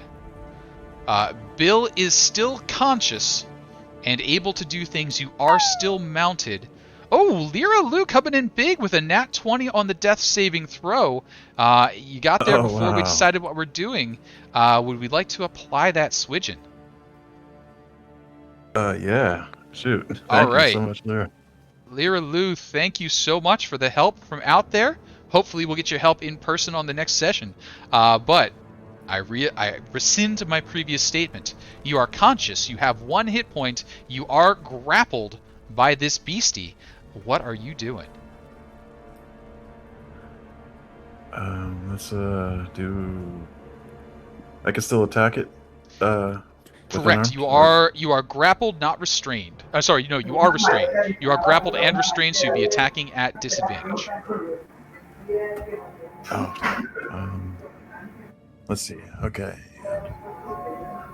Oh, you know what would be better? I think is to have Bill bite and then teleport us away. Sure. That's what I was going to suggest. Yep. Is Bill the regular attack or disadvantage? Yep. Bill gets a regular attack. He is not grappled. 5, however, isn't going to do it, and then Bill can blink back out of reach, carrying you along with it to whichever distance you wish to be. And now that you are ungrappled and unrestrained, you may make your attacks.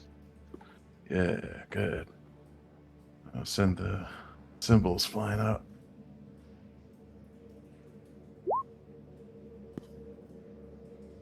Dang. And the other one. 13 will actually hit. Oh, nice.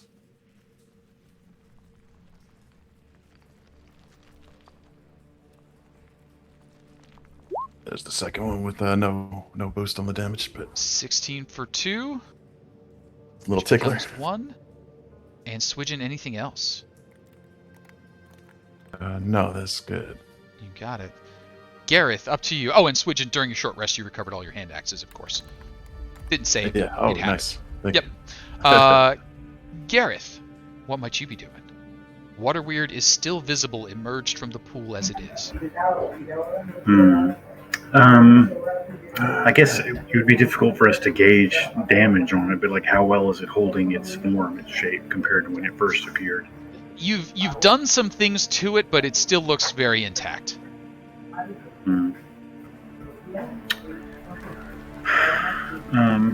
I think Gareth's going to say, Swidgen, I think we should withdraw. This is too strong a foe for us. I fear in our current situation.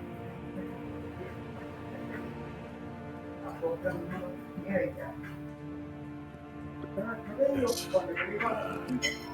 I wonder if it can leave the water or if it's stuck there. I guess by the time we find out, it may be too late.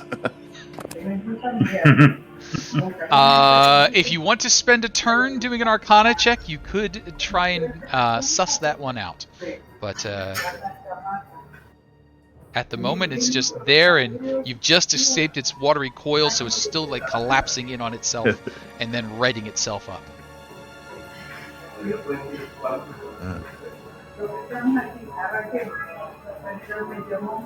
Alright, as you wish. Discretion is the better part of valor, I've heard someone say once. All right, so Gareth, yes, I think so. Gareth, are you leaving the room?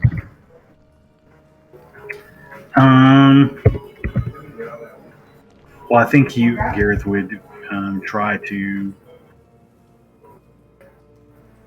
move to cover since Swidgen is weakened. Mm-hmm. He's going to wait, maybe hold his action until Swidgen gets out of the room, and then follow. Got it. So on its turn, the water weird moves back down into the water. You can no longer tell it from the other things, so there's no target to attack. There's nothing to hit there. It's just waiting. Swidgen, what are you doing?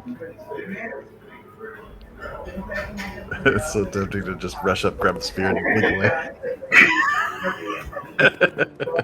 But I think, well, first matters, I guess, take this from here. I keep forgetting even exists. But there we go. Boom. That'll help some, I guess. Mm-hmm. And I mean, yeah, the spear's just, it's right there. Grabby.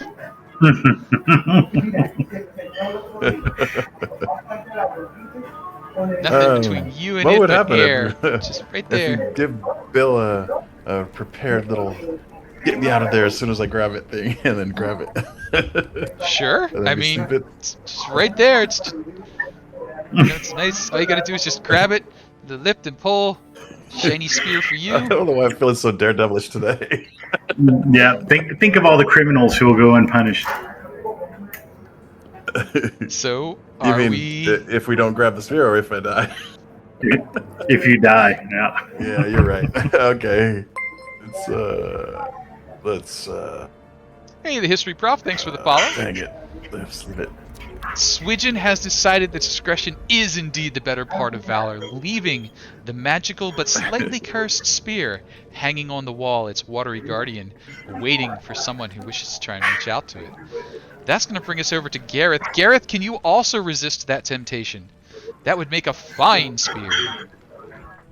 That's right. I think spears, if it was a long sword, we'd be in trouble. But since it's a spear, I think Gareth can live without it. Kids like lesser weapons. That's right. That's only a third as long as my lance. Oh, hey, Mike from the government group. Nice to see you over there. And a spear is perfect for me. That's one reason I'm so tempted. Gareth, you step we can outside. Come back for it. The door's sitting there open. It's on the come back for it note. This place seems to call evil to it. So you suspect, if left untended to and unclaimed, other evils will find their way in here soon. This may be the only chance. So that weapon will fall into the hands of ne'er-do-wells. Yeah, now that the door's been opened, somebody's going to look in there and see a shiny spear. Mm-hmm. And they'll have to get past the water weird. Yeah, but you know what? Goblins, they'll just pile goblin on top of goblin until one reaches it. They'll make a goblin bridge. The voice of temptation.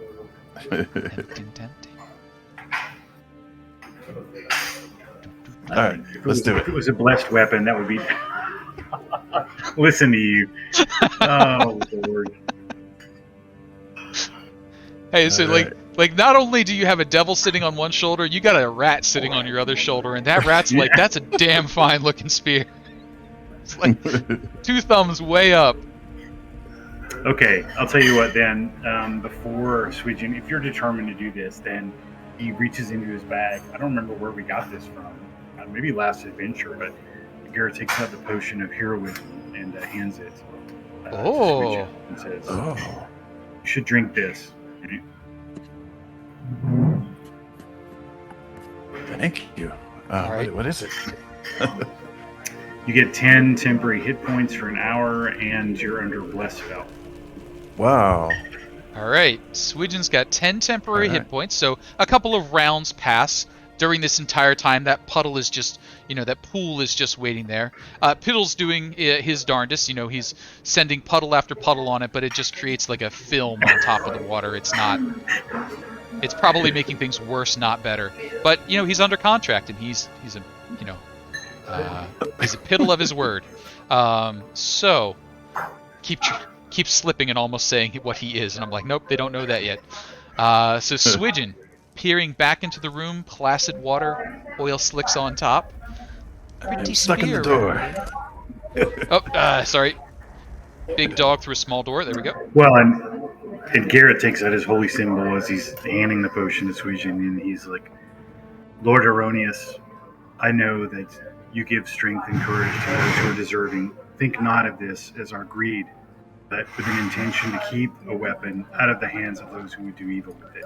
Look down on our deeds with blessing and grant us your indulgence. Got it. So here's kind of what I'm thinking's happening. Swidgen and Bill are going to build up as much speed as they can, kind of take a jump over the water.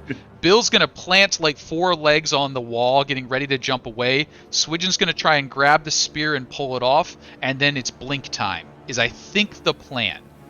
Is there anything? Sounds awesome. Yeah, let's do that. Is there anything else that I'm missing there, effect-wise, that I should know about?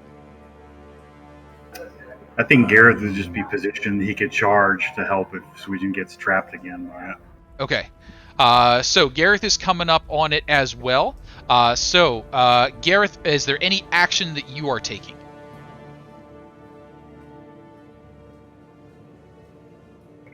Just the holding the charge action. Got it. Okay. So, so it is going to be Swidgen's turn. So, Swidgen, you are coming up right on here. Gareth, you are going to be charging in afterwards, but Swidgen's got the head start. He's a little bit further away from you than that. Swidgen, as you and Bill leap, the water weird's just been waiting there this whole time, invisible in the water, waiting for you to come by, so it leaps up with its constrict attack. As a reaction, constrict attack, it is invisible, so it does have advantage as it's coming in. Constrict attack, advantage, an 18. Yeah, that'll hit. Hits. That will do 13 points of bludgeoning damage. Are you conscious? Thanks to the temps, yeah. Okay, excellent. You are grappled.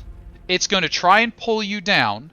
We still need to see that DC 15 dexterity saving throw. You have your bless, so you get a D4 on it to try not to get dismounted. A 10 is not that number. A 13 is not that number, but you do have a player reroll if you want to reroll that D20. Oh, I thought... Wait, what was the DC? 15? Oh, crap. 15 not to get dismounted. Oh, dismounted. Yeah, reroll. Oh, no. All right, so we get a 12 or better on this die. Otherwise, 14 is better than 12. You are still atop Bill. You get a hold of the spear. Bill blinks. Blamf! And you manage to get out of there. Spear in hand. Yeah! Holy smokes. You're standing there. You got the spear. The water weird's still reaching out, but not finding you anymore. It just sinks back down, waiting. Swidgen, Gareth, congratulations.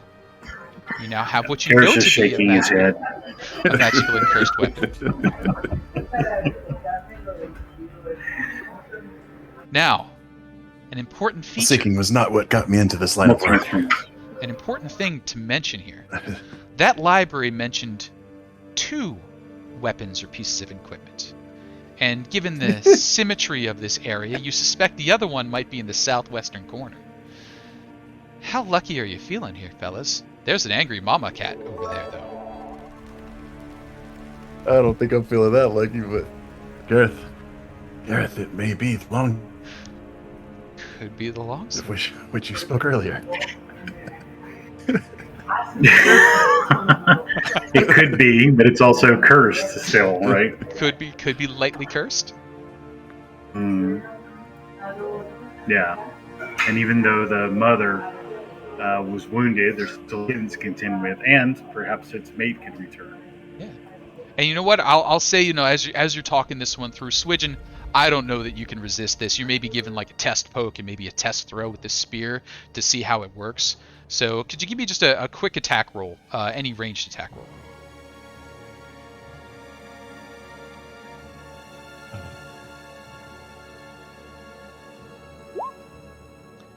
So you're like, I mean, it feels like a good spear. It's pretty sturdy. It's still got a point on it. You give it a little toss, and like you're like walking over to go get it, and it's in your hand again. And you didn't go, and you, and that, it's a good spear. Nice. Behold, Gareth. Indeed. Of course, it's not. You're not actually fighting an enemy with it. You're just throwing it against the wall. So, who knows when this curse will present itself and how? But imagine if the wall was evil. Only you could, Swidgen.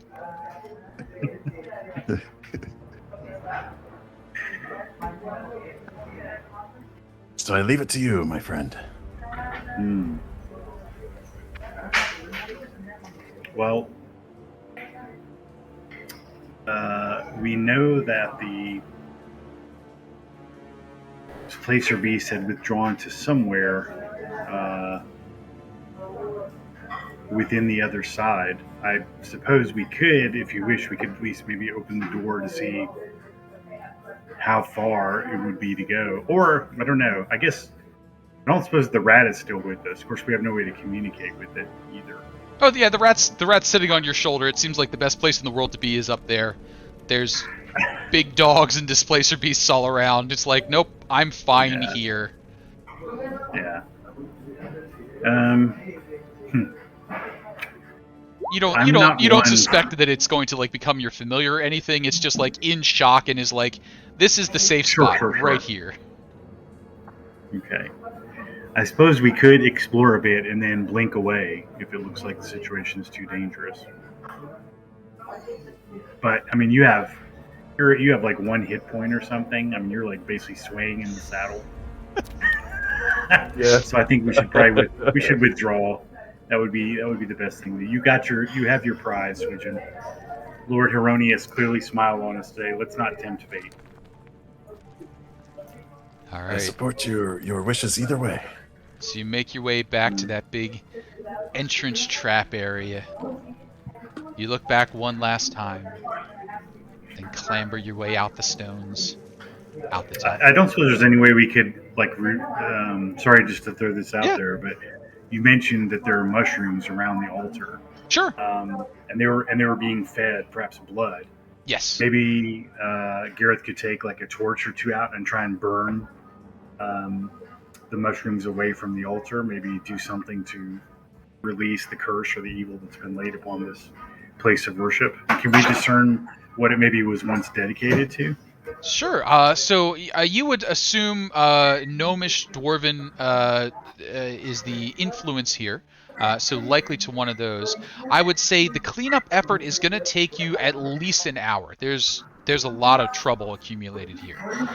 If you wish to invest that hour, I will just need to ask for one of those fateful D6s again, because there's some lingering threats still around.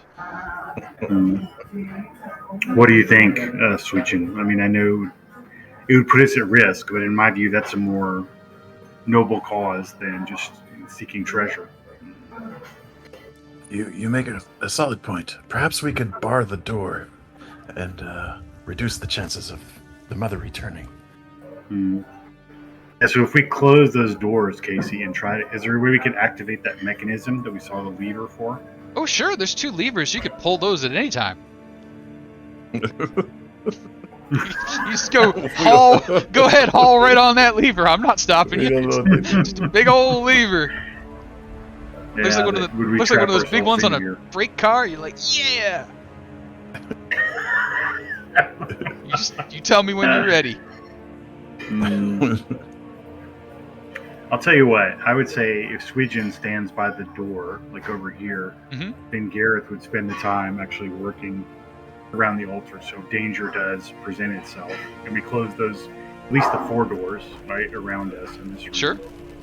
That he could get out if he needed to. Gareth could buy him time to get out. Yes. All right. So, Swidgen takes up position here. Could he take a short rest while I'm doing the work around the altar? Short rest for today has already been deployed, so not going to get another one without a long time passing. But something good would happen if you do roll the 6. So let's see that D6 roll. 1 is Dad comes back, 2 is Mommy is done with your sass, and 3 and up is good stuff happening. Who's got the fateful D6 this time? I think it's my turn, right? Right, Bev? Believe so. And how many player rerolls do we have? I believe there are 2 in the pot, 1 in the pot at the moment. 1 was used on that set there. Excuse me, didn't update. All right. A 5. The time passes reasonably uneventfly. You are able to discern that the original statue was that of a gnomish figure, perhaps Garl himself, or perhaps just a gnome of record. You do find that the gnome was equipped with a spear and a shield. So some of the chunks of stone that had been broken away and tossed, the spear seems like a representation of the one that Swidgen is now attached to, and the shield no sign of. But you're able to knock the mushrooms back, clear away the gore, and sort of, make it a more of a cairn now, just a nice pile of stones than the disgraceful thing that it had become. So perhaps the other item is a shield. That could be a useful item. And Gareth asks if he can see the spear for a moment, Swidgen. Certainly. And as they're kind of done cleaning away, Gareth's going to lay the spear down, like at the foot of the altar, since there's no place that it can be put, right? Since the statue has been defaced, and he's going to take a moment in prayer. He's going to take a knee. He's going to say, "My Lord Glittergold, you are known for your humor, but also that you reward acts of valor. And you also have an interest in justice and in seeing good be done. We have cleansed this place, which we believe to be dedicated to you, or at least one of your progeny.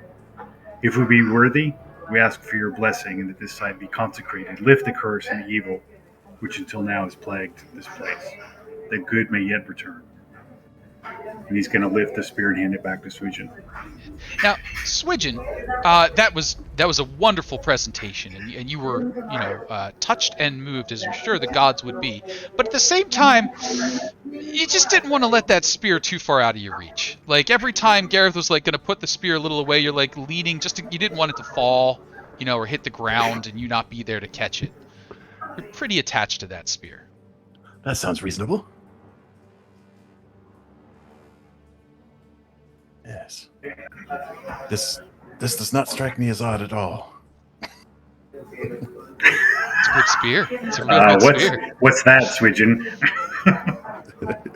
I care for my weapons as if they are my own children.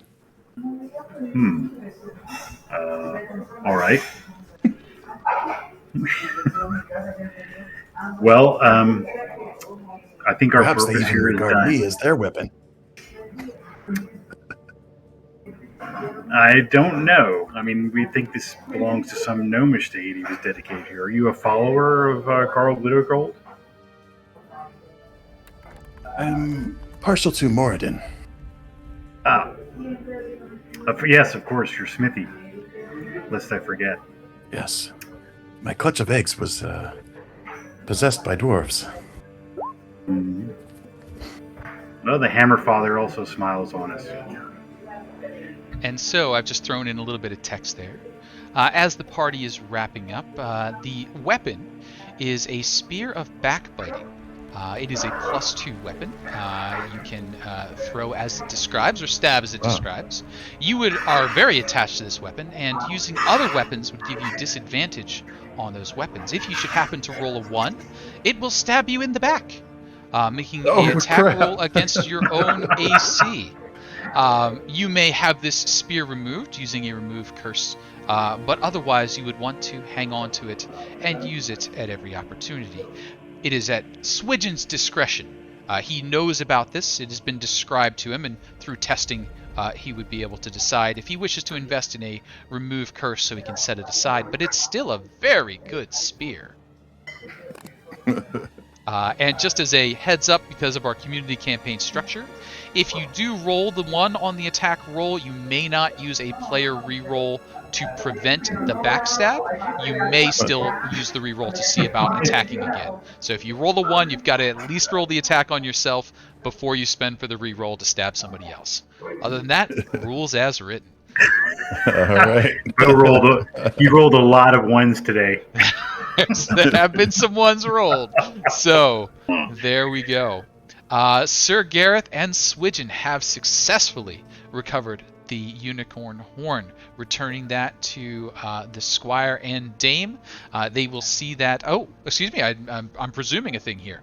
Are you returning the unicorn horn to the squire and dame? A unicorn horn is quite a special thing, and able to be fashioned into all manner of magical items.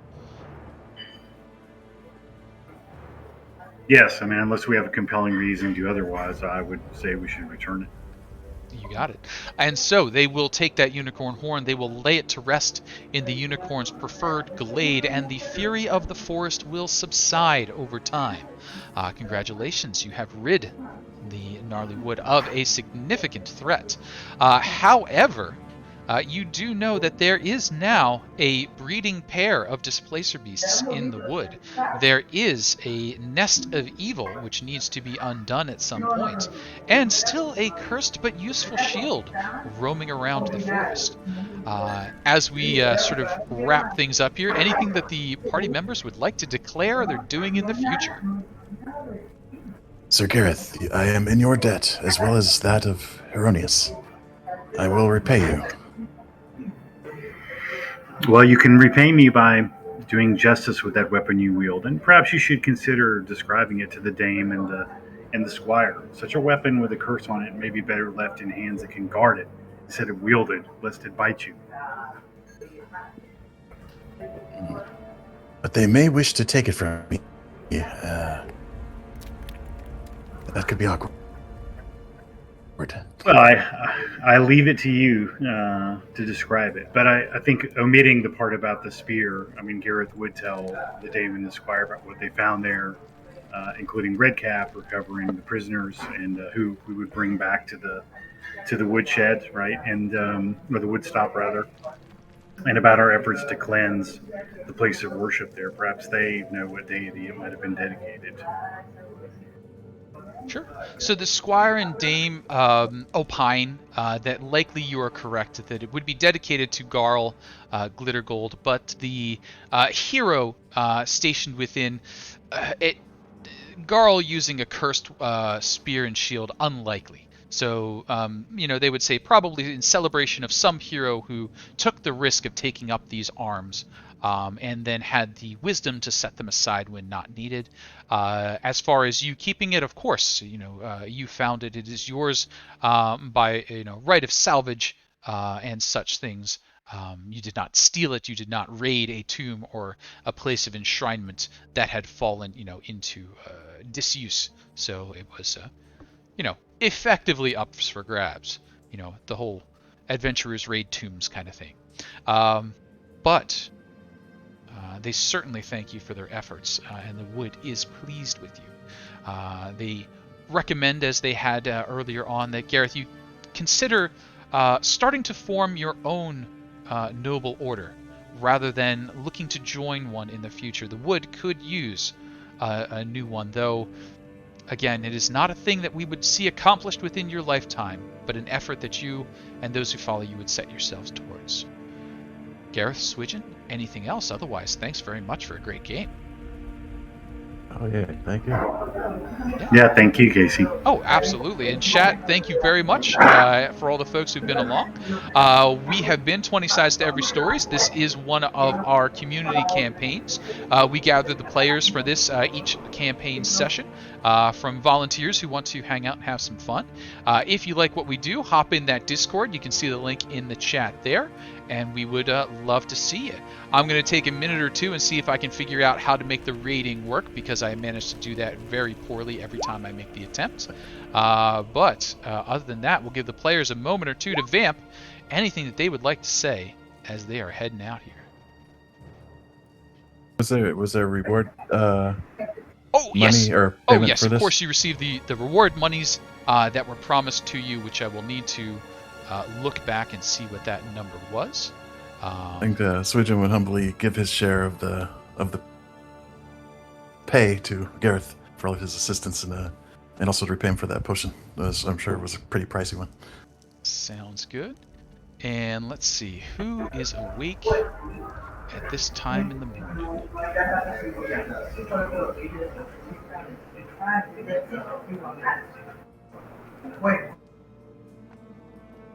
And I don't know what that name is, but that looks like a Dungeons & Dragons E1. I don't see Goodman out there, so let's see if we've got a raid format that works for me. Raid this, go. Nope, I'm not allowed to do that thing. So, Alex, if you happen to see it, feel free to make that raid happen. I will try one other command set here.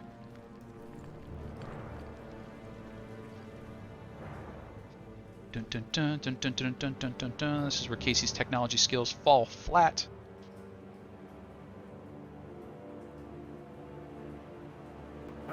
Nope. I was going to thank folks for the re-rolls. That really saved our bacon today. Oh, absolutely. Yes, absolutely. And Jeff's DM reroll was exciting. Yes, thank you, Jeff. DM rerolls are always appreciated. And as well as the nat 20 on the death saving throw, very, very helpful. Oh yeah, thank you, Laura. So yeah, thanks everybody out there, and we will talk to y'all later. Have a great morning, day, afternoon, evening, whatever it happens to be when you're watching these things. Have a good one. Bye.